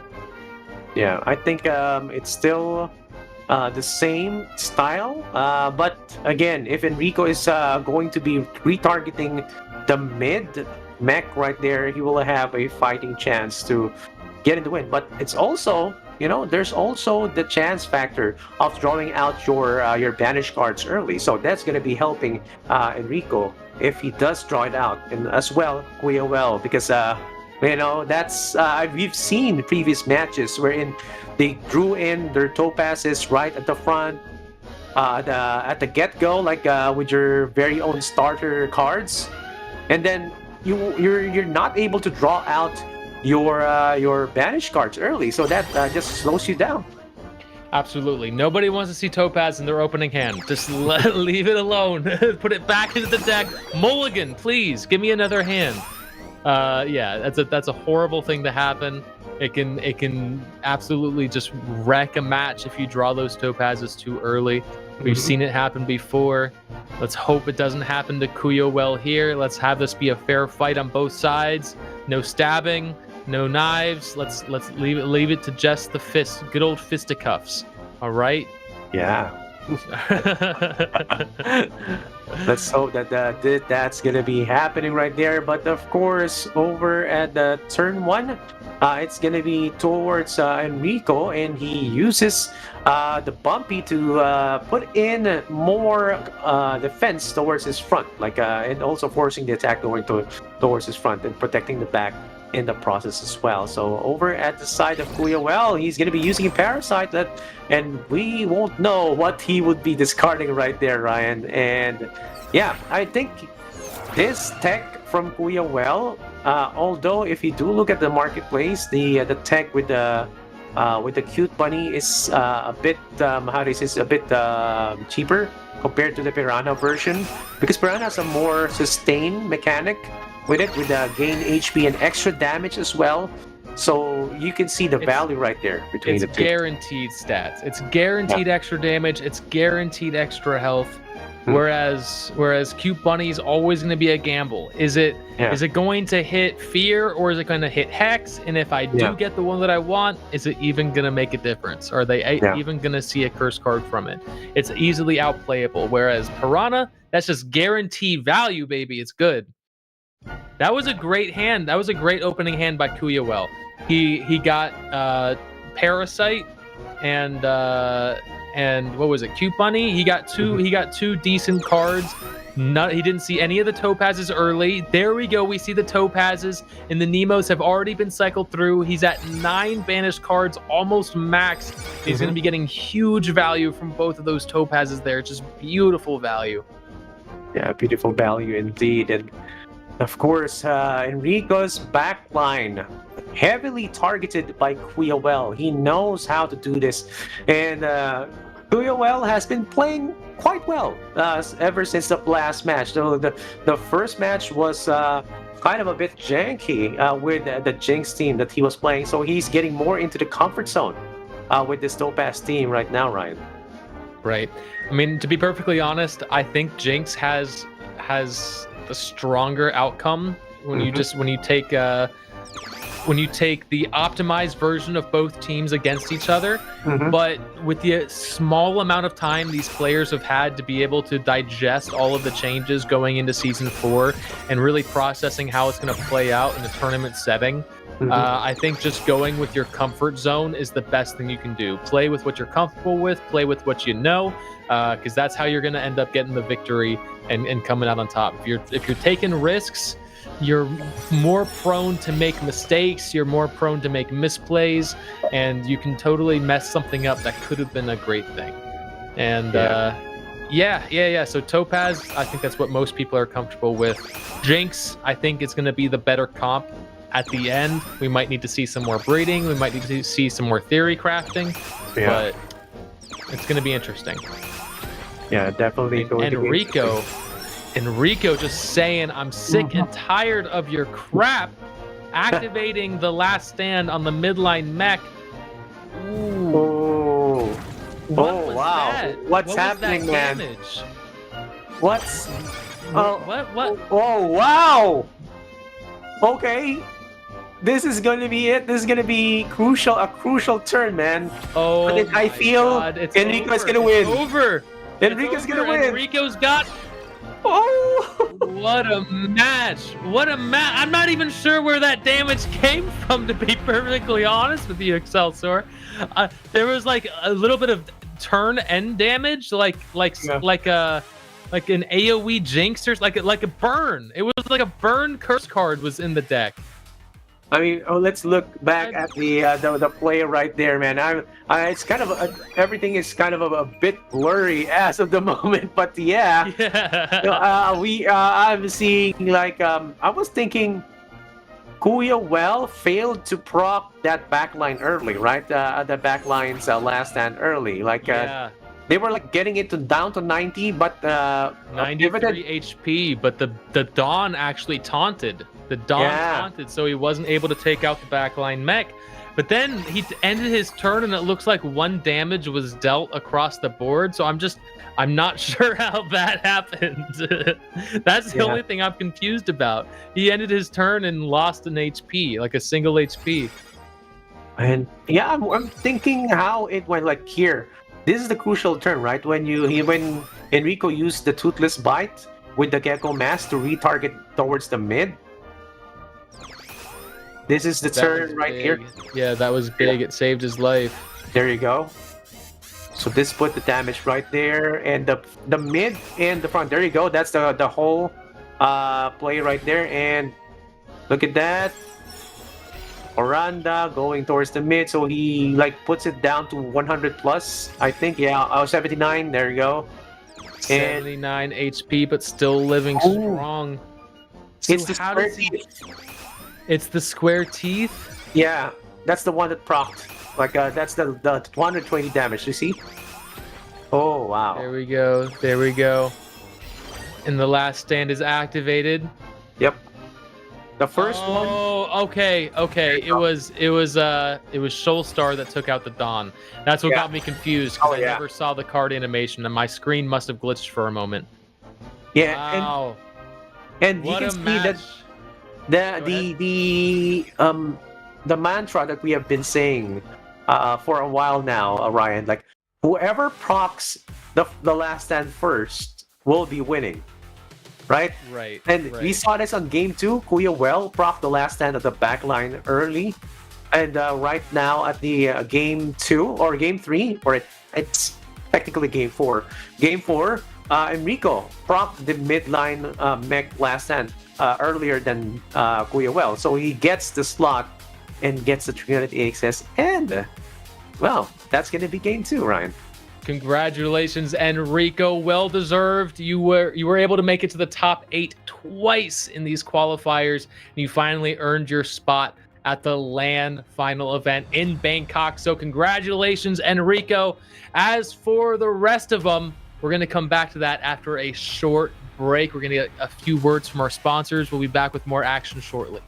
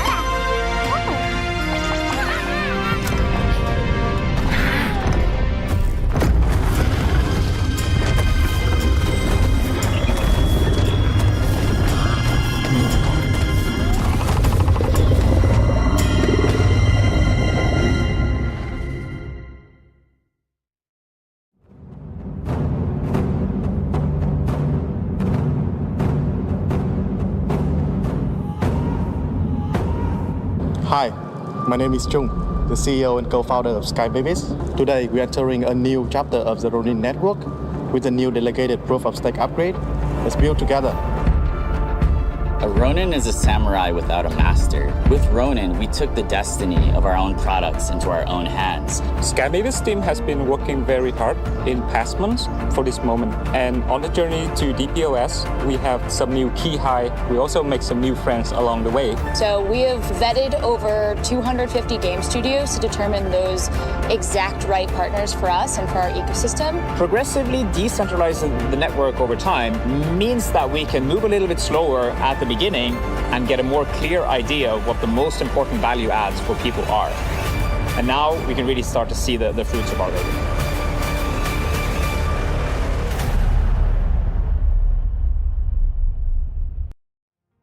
Welcome back, everybody, to the AxieTh World Battle Bangkok 2023 tournament. We are watching the top 8 finalists of the 4th qualifying round go head-to-head to claim their seat at the LAN final event in Bangkok. We've seen two of our matches so far. Enrico from YGG moving forward, as well as Zelizer from YGG as well. So a lot of happy faces today at the YGG organization. Our next match is going to be against Meditate Wum and Imwa from Zan's Gaming. Very exciting stuff. My name is Ryan AF, by the way, and I'm joined by Excelsior. Excelsior, how are you feeling so far, man? Yeah, I'm a bit, how do you say, it's a bit wobbly in terms of what's been happening with these matchups. We saw Jinx, Jinx played by El Zelizer, absolutely going dominating, against, right? Yeah, dominating against Sustain and Topaz. Now we can see Enrico winning with Topaz as well, while Kuyawal just tried to play his very own Jinx composition and failed to convert that into a win. So, it's still a toss-up between the two lineups. So we might see, again, another Jinx team to try and push up their chance over at this next matchup. But it's all a toss-up, right? Topaz still maintains to be like the go-to lineup for most of these players. I think Topaz is going to be what's safe. It's what's comfortable for these players. It's been what is the best comp to play for so long. And now that things have just started to change up as we enter into Season 4, there's new rules, there's new mechanic adjustments, there's card changes, new card updates. So I think Topaz has taken a bit of a hit. And I think in my heart of hearts, I think Jinx is probably one of the better comps in this event today. But it takes time to figure out how to make these changes take full effect, right?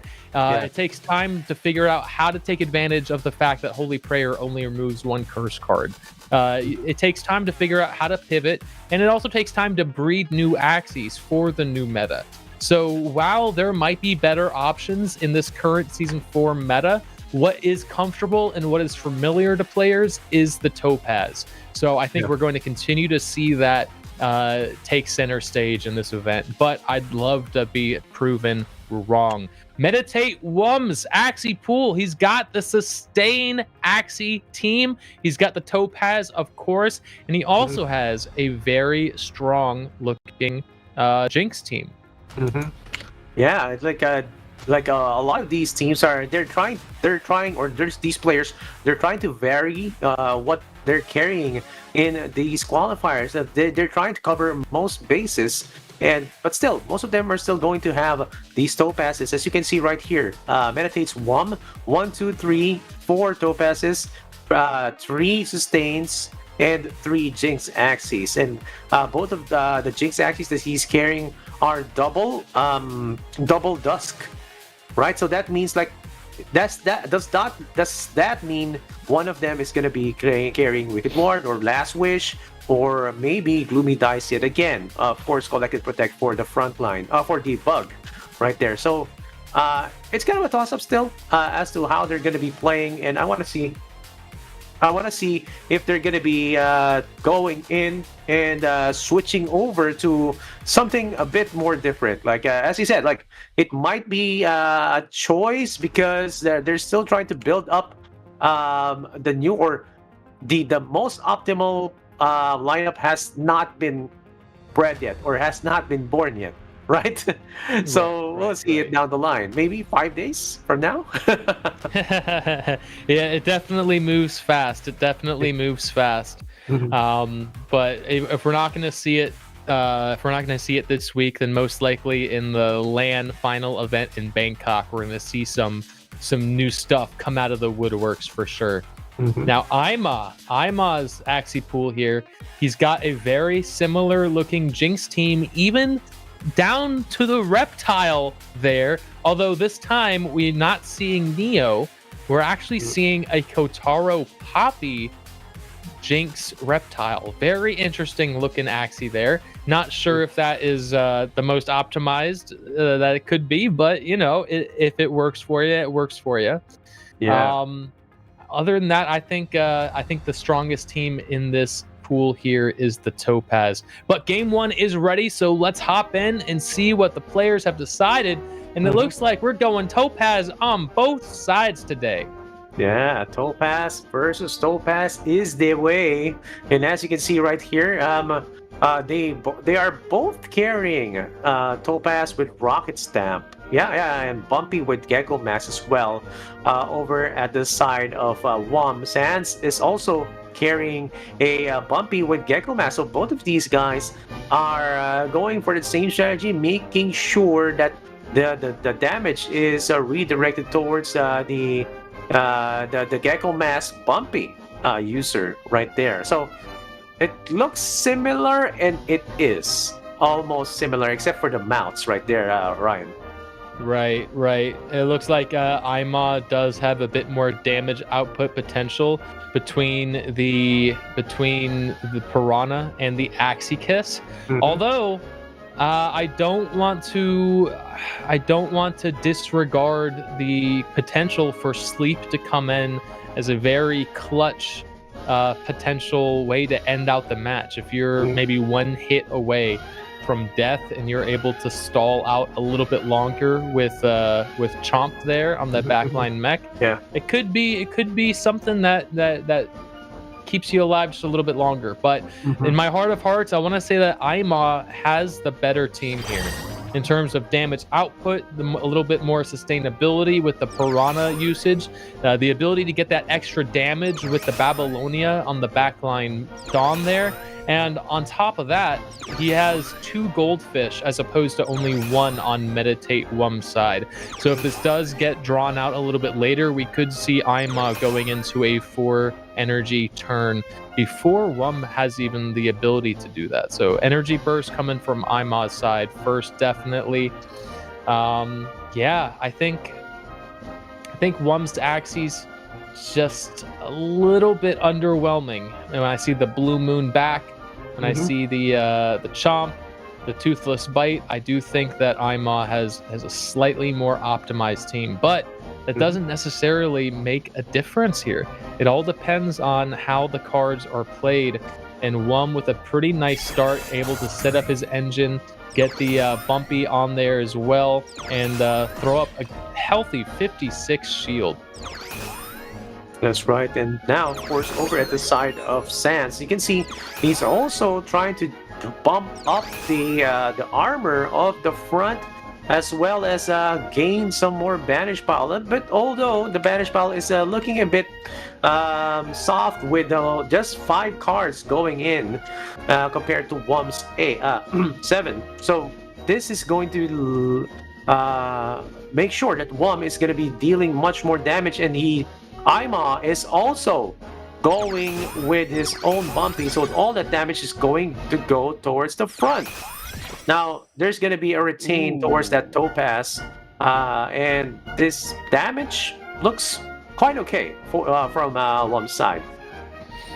Yeah, WOM seems to be doing all right so far. Definitely interesting decision to hold on to the Topaz as opposed to just throwing it out there. You're giving up on an energy fragment, which I don't think. Let's see. He's going to be doing 3. Yeah, so he could actually sacrifice that fragment, and it's not going to hurt him too much. He's still going to be going into the energy burst at around the same time, so no big deal there. I guess he's just holding onto the topaz so he can power up that banish pile a little bit more and get extra damage on the topaz in this next turn. Fingers crossed. He has to draw into those innocent lambs to get the last few cards in his banish pile filled up. So he's just that's just a matter of RNG, baby. You gotta hope for the right card draw. And Ima coming in now with some heavy damage. Between the topaz, the square teeth, and the goldfish, he actually decides to hold on to the square teeth. Interesting. So he has 92 shield. That would have been a really strong square teeth at somewhere in the range of 115 damage for 0 energy. I mean, it's hard to say no to that, but he decides the shield is more worthwhile, and it does not work out well for him because the shield just gets bypassed directly. Both topazes go to that mid lane mech, and it's finished off with a simple Shoal Star. So, I mean, let's see if your old adage is right. Meditate Wum was able to activate the last stand first. Ima responds with his own activation of Wum's last stand. And let's see if he can make anything valuable. He does draw the topaz. That's huge for Wum. Gets the kill with the Shoal Star, but still 1 more energy to go. He throws out a Garish Worm for some decent damage. And man, at this point, it's looking like Wum's got the game in the bag. Game, set, match. Ooh, and what a terrible hand from Ima, too. Nothing but revenge cards here. Is this it? Is this the final turn? I feel it's gonna be final turn right now, man. It's like there's gonna be the first topaz, second topaz, and anything can be used to kill off Ima. And as we have said, whoever procs the last hand first gets the advantage, and Wum did that early on. And you know, I feel as well that square teeth play was, you know, uncalled for. You can go with square teeth right away, man. Like, and just play it right there because rocket stamps are where the damage is, and absolutely, it's already loaded on to your to the topazes, and you also have a rocket stamp on your very own square teeth. That means you would want to get that damage in. It's like basically a topaz minus 50 damage, right? It's because of the total armor that you're getting from the bumpy power up. So, well, it was a free 115 damage that he just said, "No, I don't even need this. I'll use it another turn," and it blew up in his face, man. You're absolutely right. The square teeth should have been thrown out. He should have gotten the value from it, but yeah, he decided to try to play safe, and in doing so, he made the wrong move. But game 2 is started, and we're seeing an interesting change-up. Wum deciding to throw all caution to the wind, pulls out the sustain team, and Ima caught red-handed with no shield leecher. This is going to be an interesting matchup. With no shield leecher, Ima is definitely going to be on the back foot this match. He's going to have to do a lot to get rid of that frontline mech before the adaptive program helps Wum rank up with so many energy bursts. That's going to be a 5 energy turn next to a 3 energy turn before you know it. Yeah, like we've seen this happen time and again, but let's not take out the fact that still a topaz team can possibly still win against a sustained team right here. But look at that, Ryan. What's there in the middle? Is that a Heaven's Echoes? I can't see it clearly, but it looks like a Heaven's Echoes. And if it's going to be supporting the sustained team, this is going to be a lot of armor that will be coming in towards his team. Absolutely. Yeah, very interesting choice. I guess he wasn't even scared. He wasn't even scared of the Jinx team. And if the Jinx team did come in, he was like, you know what? I don't even need the Holy Prayer. All I gotta do is keep myself protected. Yeah, this is gonna be a fun one. It's either a genius move or it's gonna blow up in his face. And I'm thinking it's a genius move. I feel so too. And look at that, Mary 150 armor going towards the front, but Ryan, there is no ton, so this might be a free jump. Ryan, like we might if Emon gets the draw. Well, you gotta understand, he's only got Rocket Stamp on the topaz and the square teeth. So anything like Goldfish, anything like Babylonia, the Garish Worm, that's all front-facing damage. And he has 0 cards in the banish pile right now. So he could draw into his topaz here. Unless he gets his engine rolling, it's not even worth throwing the damage into the back. Well, let's see. I think he's going to get a decent number of... Oh, there we go. There we go. That's value, baby. That is straight up value for Wum right there. All the damage going into the front. He wants to get rid of the adaptive program before he's able to rank up too many energy fragments. But Wum's not going to make it easy for him. Certainly not. Yeah, definitely not going to be easy. Look at that. Total of, 235 plus 320, 555 effective health total coming in from the front with the adaptive program. Sustain is here to stay, guys, and Wum just may have found the golden bullet to go against Emo right here and get a possible 2-0 straight. Man, gonna be the first 2-0 in today's event. Yeah, possibly, man. This is good. Zelizer 2-0 John, right? Yeah, those it's the matches where we draw and then go to game 3 that get me all messed up. I mean, this is quite a show that we're seeing right now, Ryan. And like, we are getting sustain versus Topaz. We have seen it work if there is no shield leecher. But again, as I've said a while ago, sometimes if you still don't have shield leecher, you may still win. And Emao falls short of 20 damage, almost taking out the front adaptive program mech of Wum. Now this is almost like it's kind of a clutchy moment that you would want to take it out, and it comes back with a vengeance and with energy to boot. So energy burst locked in yet again for Wum. That was a tough turn from Ima. Just 20 health away from the kill. It's still alive, so Ima is going to have to draw into at least 2 topazes on this turn in order to secure the kill. And I don't know. I mean, so it is going to be an even round. So he's getting shield instead of an extra draw card. He only draws 1 topaz. I don't think that's going to be enough, is it? Oh no, it's definitely enough. I stand corrected. He gets the kill and a little bit of extra damage on that midliner. But Wum has had his first energy burst. He is now looking at 4 energy turns. And let's see if that midline Dawn Rune helps him survive a little bit longer here. He has a long ways to go before he hits Blood Moon and starts fulfilling his strat here. Yeah, the Tricky allows him to pull the Innocent Lamb back. What is he grabbing here? So he grabs Pupae and another Twin Tail for the discard, and he's not even worried about that Dawn, right? He's just throwing the shield on the backline mech, hoping to retain what he can and build up a nice shield wall for the end game.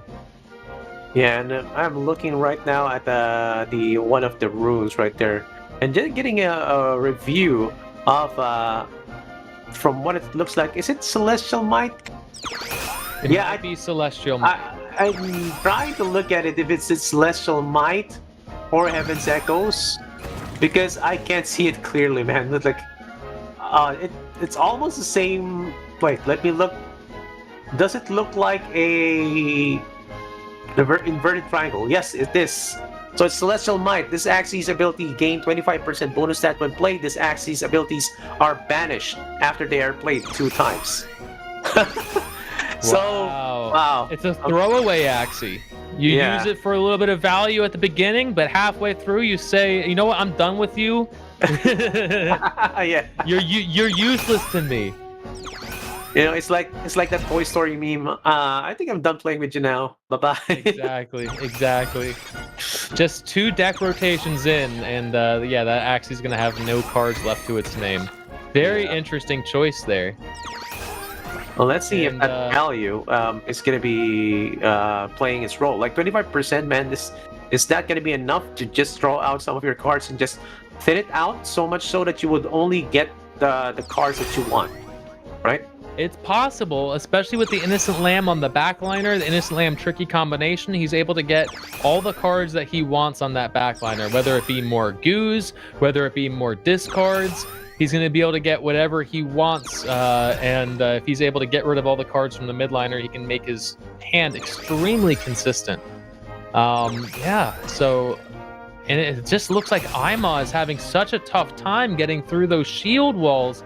This might be exactly what Wum needs. If he can keep on putting goos into Ima's deck, keep on discarding cards with the Twin Tails, he could actually get him into a bit of a curse scenario. Well, I mean...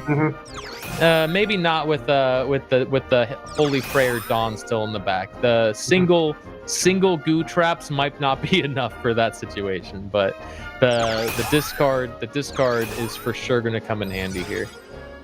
You know what I feel like what's missing right now, Ryan? I feel there's a tassels missing right now.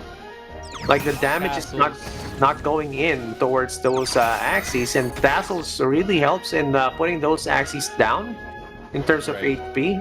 But this is because he's gonna be lacking. Like maybe down the line, if it goes down to how do you say this? If it goes down to Blood Moon, right? He's gonna be falling short. I don't know, man.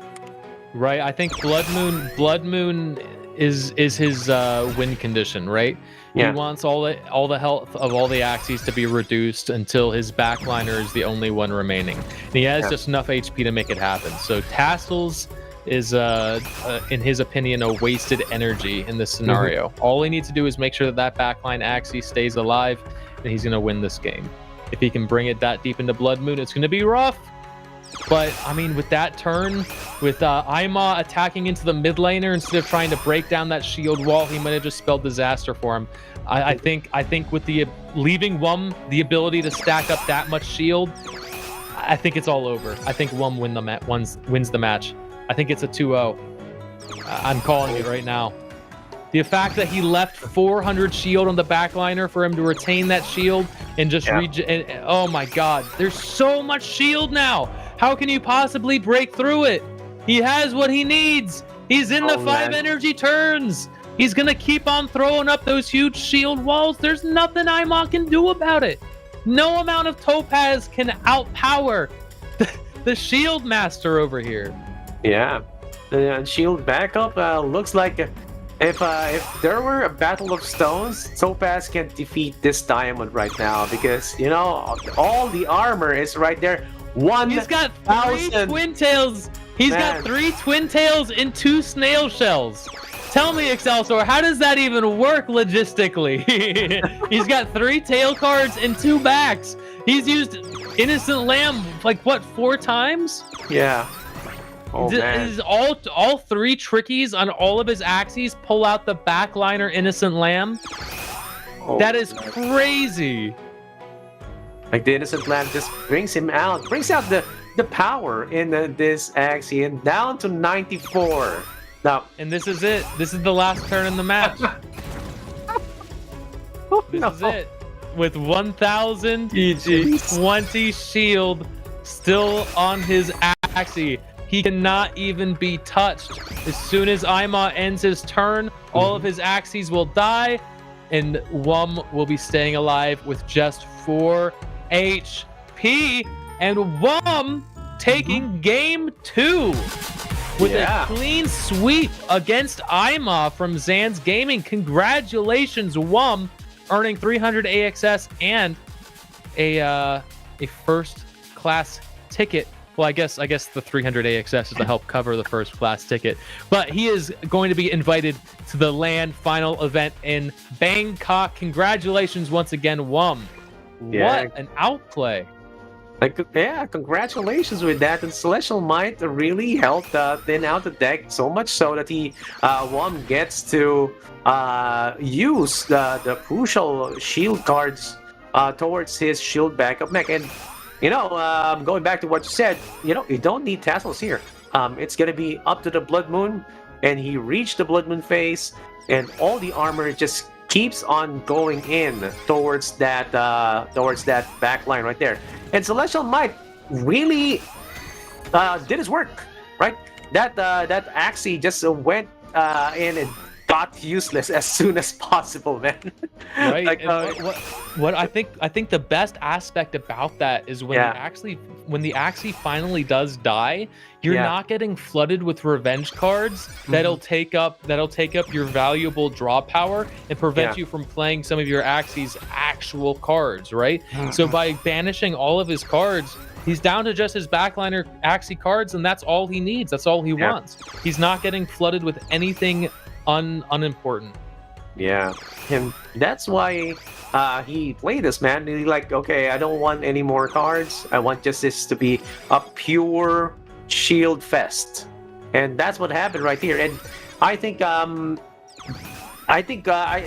that Emo who brought in the spiky wing a while ago, or was that Kuya Well? This might be a kind of a play here where spiky wing might have helped, but it would still fall short, right? It would still fall short in terms of damage, man. If you had the spiky wing on the right Axie, if you were able to power him up the right way, I don't know. I think if you just save the spiky wing for the very last turn, you make sure that you retain it, you keep it in your hand, you save it for that very last turn when he's only got 54 HP left. I think that's how you win the game with spiky wing. Yeah, that's not the case right now. Wom woke up and gave it a go to get in to Thailand with this matchup, and what a switch right there, right? Going Topaz first and going into Sustain second. That's not the usual. We sometimes see Sustain first and then Topaz second, and Wom just goes in like, okay, I'm gonna be switching in. I won. I have the advantage. I have the leverage right here, and I have the cojones to just switch over to a Sustain team, and it high risk, high rewards, man.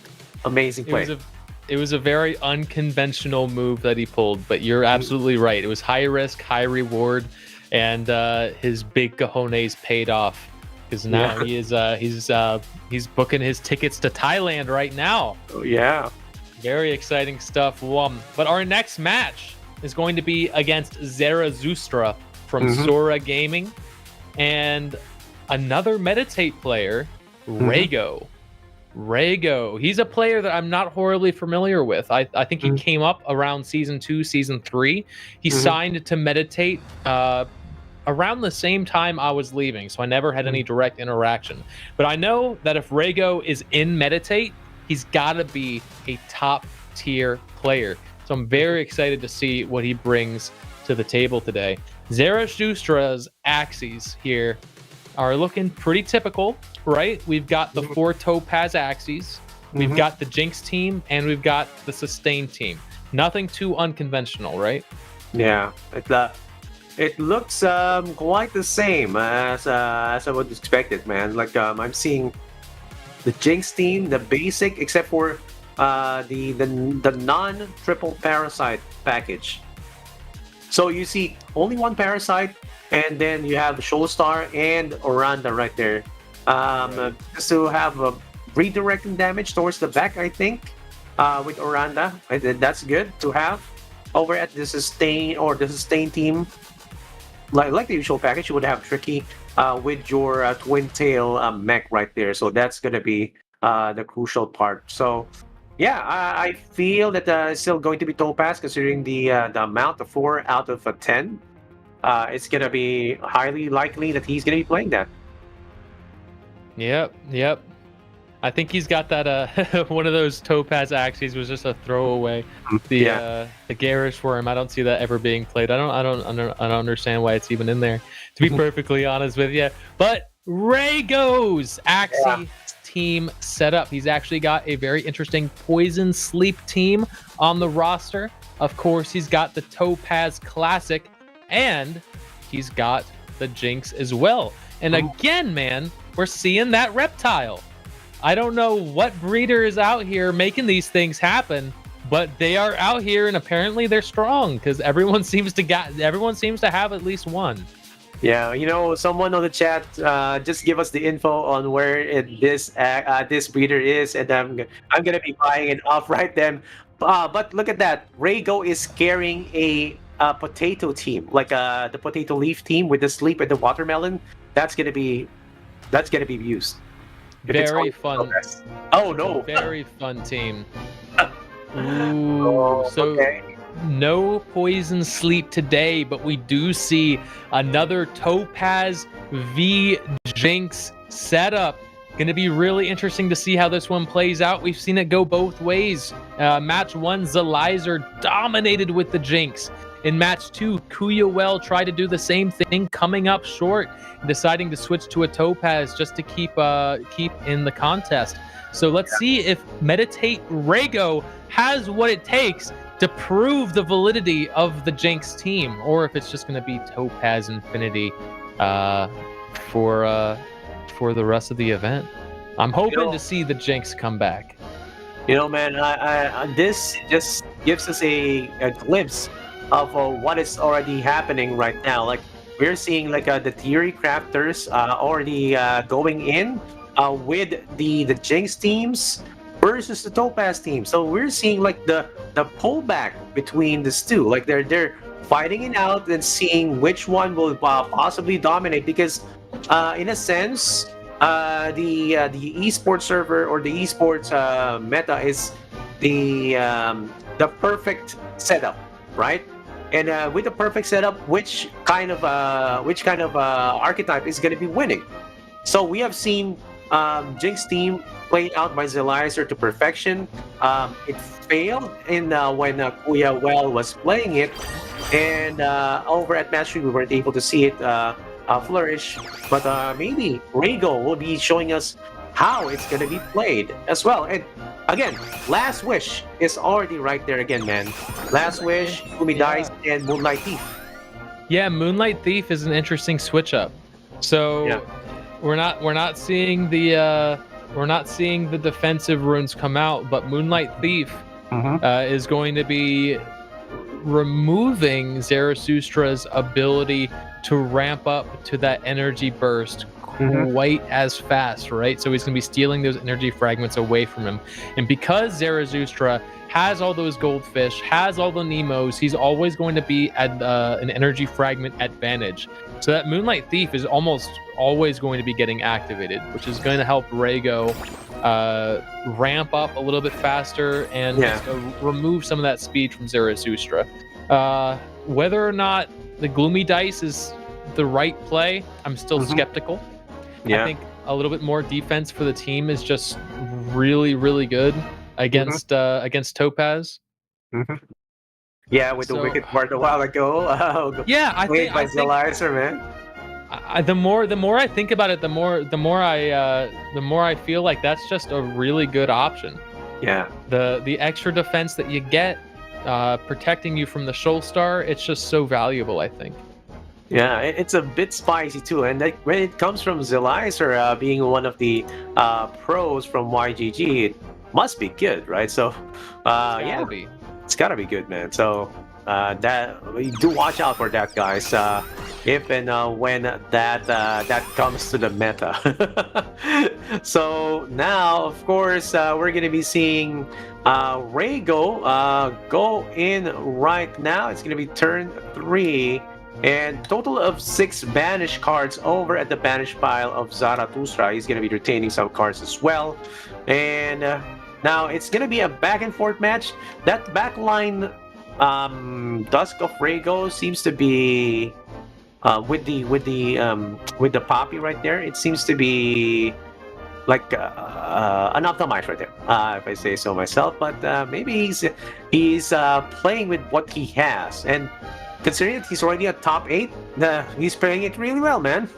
Yeah, I mean, he's got it's a one part scuffed on the entire team. Yeah. It's a single scuffed part on the entire team, and it's not even the most important part on the Axie. So I think it's gonna be okay in the long run as long as he plays his cards right. Now, what Zarathustra is doing is very interesting. He's actually retaining all of those cards, right? Rather, if he hadn't have retained them, he would have still been at 4 energy fragments at the end of his last turn, and Rego would have had his Moonlight Thief kick into action, and he would have stolen another energy fragment. So by Zarathustra using the new keep mechanic to use the energy fragments to retain the cards for the following turn, he's actually preventing Rego's Moonlight Thief from activating and keeping. He's saying, if you're going to keep my energy fragments away from me, there's no way I'm going to let you have them. So he was able to prevent that for a single turn. It looks like he has no choice now but to get his engine started. And yeah, those fragments are going to start rolling in.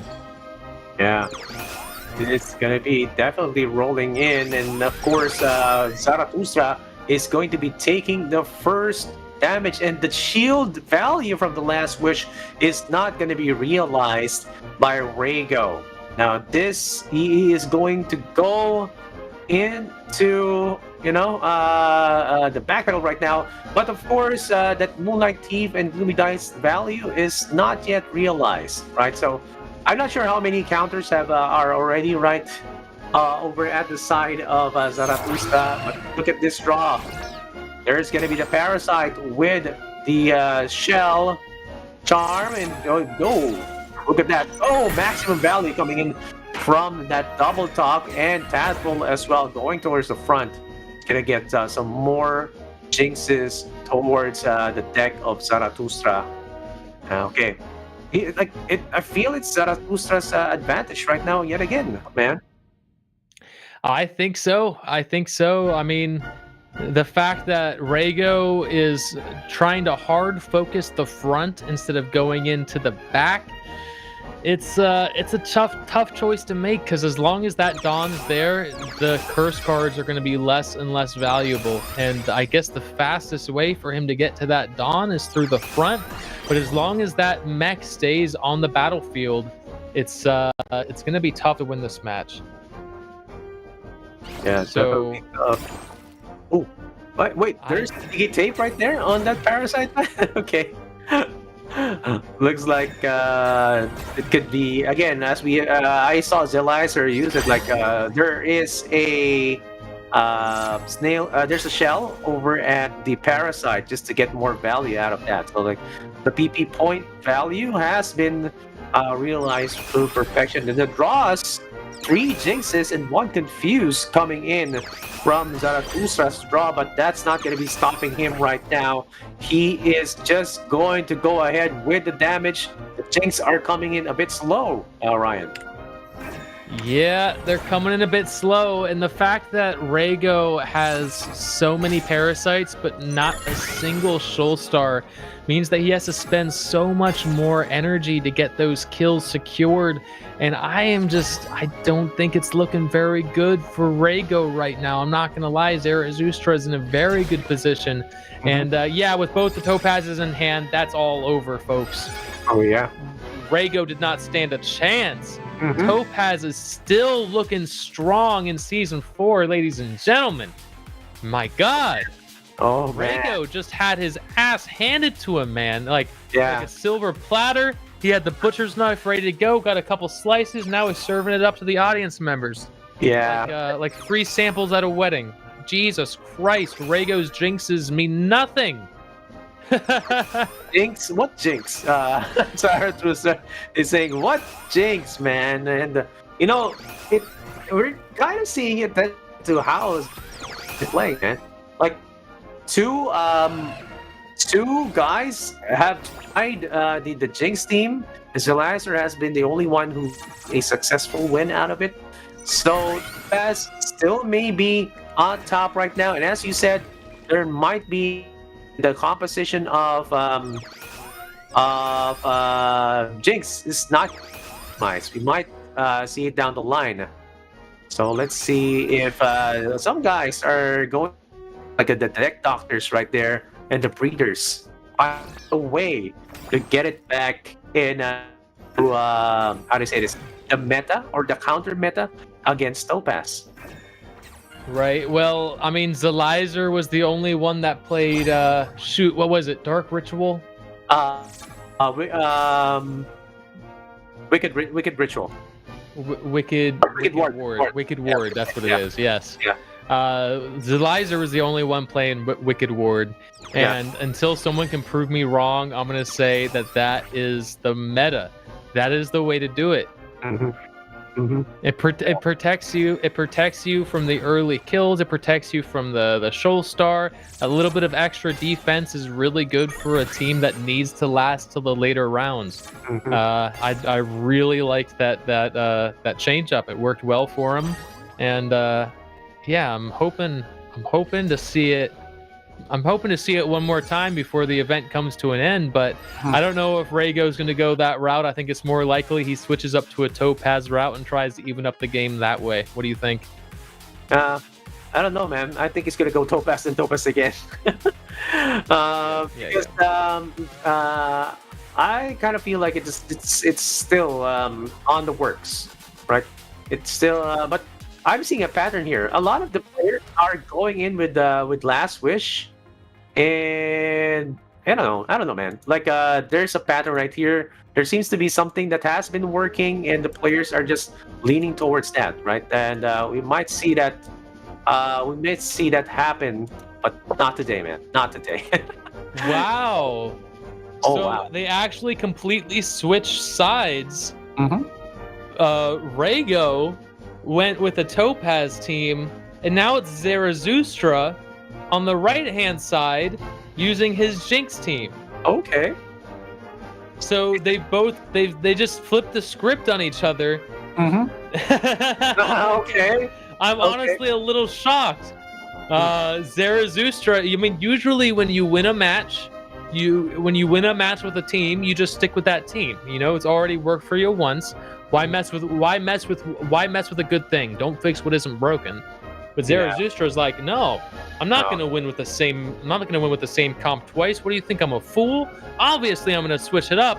I'm gonna play my Jinx team. And now Raygo on the other side using his but here's the kicker here. Yeah. Raygo has his Dawn in the back lane. And that is also something that Zelizer went up against. When Zelizer fought John was using his Topaz team with the Dawn in the back, which gave Zelizer a free ticket to just throw all of those curse cards to the back lane and hard focus that Dawn, get him out of the match early. And this is exactly what Zarathustra is going to do to Raygo here. And Zarathustra might come out on top of this just because of that fact. And look at this. There's a Wicked Ward, man. Right there in the middle. Oh my god! No way! The prophecy's been fulfilled! Oh. Zarathustra! Let's go, man! Full circle. Full circle. As above, so below. The way it begins is the way it will end. Zarathustra, I'm putting all my eggs into your basket, buddy. Bring it home for us, man. Bring it home. You know, this is basically Zarathustra saying, okay, I beat you with Topaz, and you tried to beat me with the Jinx team. And let me show you how it's done. That's right. Let me show you how it's done. And this is the case. And this is the team or the composition, somewhat composition that Zelizer played. Only the front was a reptile. So there was potentially more HP right there with whatever you're going to be putting in. And of course, there's like consistency in terms of more parasites over at the side of Zelizer. So again, it's there still might be some advantage towards the Topaz, but let's see how Zarathustra is going to be playing this. I think the Wicked Ward is a pretty strong move. I like it a lot. The more I see it, the more I like it. So he's starting off with a strong double talk, getting both the curse cards in there, and now a Jinx. I'm sorry, a Inkling with the paralyzed jellyfish on there. So 4 Jinx cards in a single turn. Pretty strong start for Zarathustra. Yeah, indeed. And as long as he's able to keep on getting those Inklings and those Tadpoles, he can keep on throwing damage to that backline Dawn, and hopefully get rid of that Holy Prayer before it does too much damage to his strat. Yeah, indeed, man. I would like to see more damage coming in from Zarathustra. But I mean, we can see the ramp going in already at the side of Rego, like already at 10 energy. So he also put a lot of his armor towards the front right there. Although Zarathustra can definitely go in with a choice of like maybe going with the double top and just going in the middle. I don't know why Rego put the bumpy on the front. That doesn't make sense. You already have shield on the front. You already have protection there. The Axie that Zarathustra wants to kill is your backliner. So why not put the bumpy on the back? Help keep him alive as long as possible, because the longer he's alive, the less curse cards you're going to have to deal with.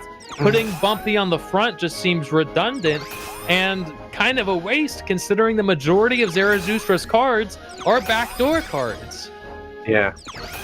I mean, he can go towards the back. Maybe you would want to get it towards the back because you'd want to protect that as soon as possible. Now the front line has been taken out by Rego, and now it's going to be 2v3. Not going to be cycling back quite soon. And no, this is still going to be an opportunity for Zarathustra to keep on pushing in the curse cards before he cycles back. Absolutely, this is a great opportunity for him. This is like a really good position for him to be in. He's got 2 very healthy Axies. Both the Axies he does have defensive capabilities. So he's going to protect himself from some of these heavy hits. He's going to protect himself from getting Shoal started in the future. He just needs to get rid of that Dawn. He's not going to get quite there. Probably not the best use of the Cottontail. He probably could have held on to that one more extra turn, but not the end of the world either. Yeah. Let's see. These next few turns are going to be pretty big. Yeah, definitely crucial for either of these players. And you can see the targeting right there towards the back, man. Like, as you said a while ago, it has happened over at the first match. We saw that the backline Holy Prayer being targeted, and so that it will get the blunt of the damage of the Jinx. And no, you can see 2 Jinxes have been drawn out and 1 Goo. That's gonna be quite a disadvantage as well. And what happened right there, man? Like, he decided to hold on to the tiny turtle and let the turn pass. I mean, the tiny turtle was only going to do 55 damage. Neither of the Shoal Stars would work. So I guess he just decided to retain the tiny turtle and hope to have a better hand in the following turn, which is going to give Zarathustra one more opportunity to do some work here. And with the Parasite, no, I'm sorry, the Parasite does not have a Rocket Stamp. He cannot get the kill on that backline Dawn. If it was a Tadpole, if it was an Inkling, that'd be a dead Dawn right there. Inkling into Shoal Star, that's all she wrote. But unfortunately, he does not get there. Yeah, and you can see the charms that are being put on Zarathustra's Parasite right there. It's like still going with the shells, and you can see that I was kind of thinking the tiny turtle could have been used from Rego's side to just prevent any attack movements, right? I agree with you. Yeah. I mean, I don't know what's happening right now in Tiny Turtle. Oh, yeah, because it has Gecko. That's why. Oh, that is why. Yeah, he wanted to protect his Dawn a little bit longer. Yeah. And now that he knows it's too late for the Dawn, he lets it go. It all makes sense now. It all comes around. Yeah. This is still anybody's match. There's 5 cards left in deck. So depending on so this is an even round. He gains the shield. Does not draw 6 cards. Zarathustra is going to have one more turn to shuffle in a whole bunch of curse cards before Rego goes, and then it's all up to RNG gods. It's all up to Heavenly Jihos, whether or not Rego draws into those topazes or if he just draws into more Jinx. This is 21 cards in the deck. Only like 7 of them are native to the Axie. He's looking for a strong 2. He gets one of them, but that's not enough. This Jinx will take out the mech. Yeah. And that should be it. That's it. That's GG and the Jinx. You know, I feel that the Wicked Ward is the way. Wicked Ward is the way. Absolutely. Wicked Ward. Yeah. Wait, is this? Yeah, this is it. That's wow. Zarathustra. Another clean sweep by Zarathustra, claiming the victory over Rego, earning 300 AXS and a seat at the esteemed LAN final event in Bangkok. Congratulations, Zarathustra. You did it, buddy. You made it. You got all the way to the last day of the 4th qualifying round, and you succeeded to the very end. Rego, I apologize, but you're gonna have to Rego home at this point. Oh, man. I pulled out the puns. I have one for you, man. Rego is a no-go. Oh. Rego's a no-go. All right. Rego should have stayed home. That's almost there. Almost there. And he had a good effort, man. He knew the strategy right here, but just pulling out all the stops and even going and showing him how to team. And you know, Rego just got schooled in this match. Like, he's just playing it correctly. And the last chance, Rego was trying to save out that line there with that play.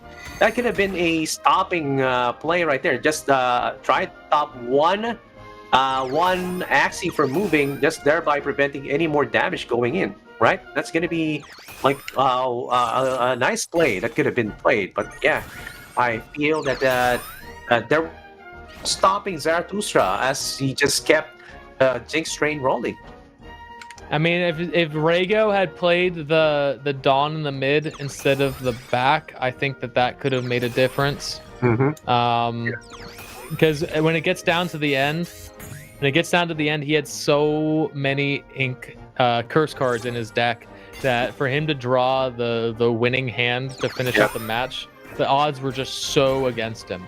Yeah, he kept that Dawn. I mean, like, the last stand in this scenario isn't super important because you might get one extra turn, you might get extra damage, but that damage doesn't mean anything if you're only drawing curse cards.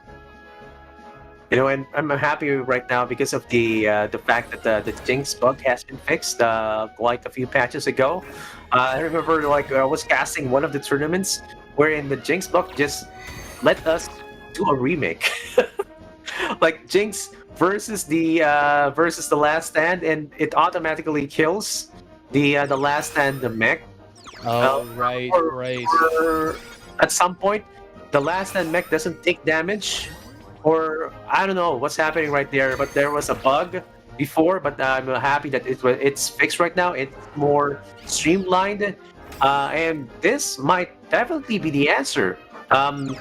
2 wins are already out for a Jinx team. Definitely a possibility for Jinx players right now to go in and rejoice. Jinx may be a thing for Season 4, guys. I think so. Now, if we take a look at our 4 winners today, we have Zalizer from YGG in round 1, and Rico from YGG taking round 2 or match 2. Match 3, Wum came out victorious versus Ima, and in match 4, Zarathustra is our victor. We've got a good mix here. 2 members from YGG, 1 from Meditate, 1 from Sora Gaming Guild. All 8 competitors are absolute monsters. For them to have gone through this 3-day event going from 1,024 players up to the top 8. It doesn't matter if they won or lost today. Every single one of these players are absolute killers in my book, but we did get 4 champions who will be moving forward to the LAN final event in Bangkok. Thank you all for joining us. I do want to give a special thanks, though, to our sponsors. First off, AxieTh. AxieTh is one of the biggest Axie communities in Thailand, sharing news and updates about Axie Infinity and the Ronin chain. In addition, AxieTh has hosted several Axie meetups in Thailand, which bring together members of the community to share their love for the game and connect with like-minded individuals. With its strong focus on Axie Infinity and its active engagement within the community, AxieTh has become a key player in the Axie ecosystem in Thailand. Yes, and of course, YGG-SEA or YGC is a gaming guild that operates in Southeast Asia, primarily focused on blockchain games. YGGC is the first sub-DAO of YGG, a part of the broader Yield Guild Games organization, which aims to create a decentralized gaming ecosystem where players can earn income by participating in blockchain-based games. This guild also conducts community events and education programs to promote blockchain gaming in the region. How about AMP Guild, Ryan? AMP Guild, the Web3 epicenter of the Ampverse, provides a network of 400 million people through Web3 gaming influencers and offers additional customized branding, marketing, and community growth services in Southeast Asia and India. And wow, man, it has been an absolute crazy month between Qualifier 1, 2, 3, and 4. Slightly different meta going in today, but all in all, it's been a lot of fun, and cannot wait. Hopefully, fingers crossed, Yeah. I'll be there for the LAN event in Bangkok. Not certain yet. Still got to work out whether or not I can make it work with the schedule, whether or not I can make it work with the bank account. But all in all, I hope to be there. Will you be there, Excelsior? Yeah, I'm gonna be there, man. I'm gonna be hosting and emceeing the event. So we're gonna be seeing the top 16 that we have casted right here, Ryan, over at that event, plus the top 4 that's gonna be coming in from Thailand. So, guys, if you are in Thailand by that date, make sure to pop in, maybe, and also just give your support as well to our players over at AxieTh. And again, if you haven't joined, this is your last chance. I think this is your last chance to click on over at the description. Last chance to get giveaway, some your luck on, or if you're lucky on your top decks, then you're probably lucky in this giveaway, right, Ryan? Absolutely. Check the pinned comment in the chat. Check the description. Click on that link. Follow the prompts and get your chance to win one of these 30 Axies. Mm-hmm. And with that, Excelsior, I think we're calling it an end. Yeah, calling it an end. Do you have any last words for us, man? Yeah, last words, Ryan. Thank you guys for over at the streams, YouTube, Facebook, over at Twitch, everyone who has been watching us after for the past 4 qualifiers, the past 4 weeks. You guys have always been the MVP of the Axie community, and we're happy to be a part of it. And also, guys, if you haven't gotten the chance to join the AxieTh World Qualifiers, or even gotten the spot for the Bangkok playoffs, just keep on joining. You'll get your spot soon. These guys have been playing it out in many tournaments, and if you've gotten the feel of the tournaments, and if you've gotten the experience in as well, you will be able to get to that position and succeed in your Axie journey. So just keep playing, keep yourself competitive. How about you, Ryan? Man, you said it all.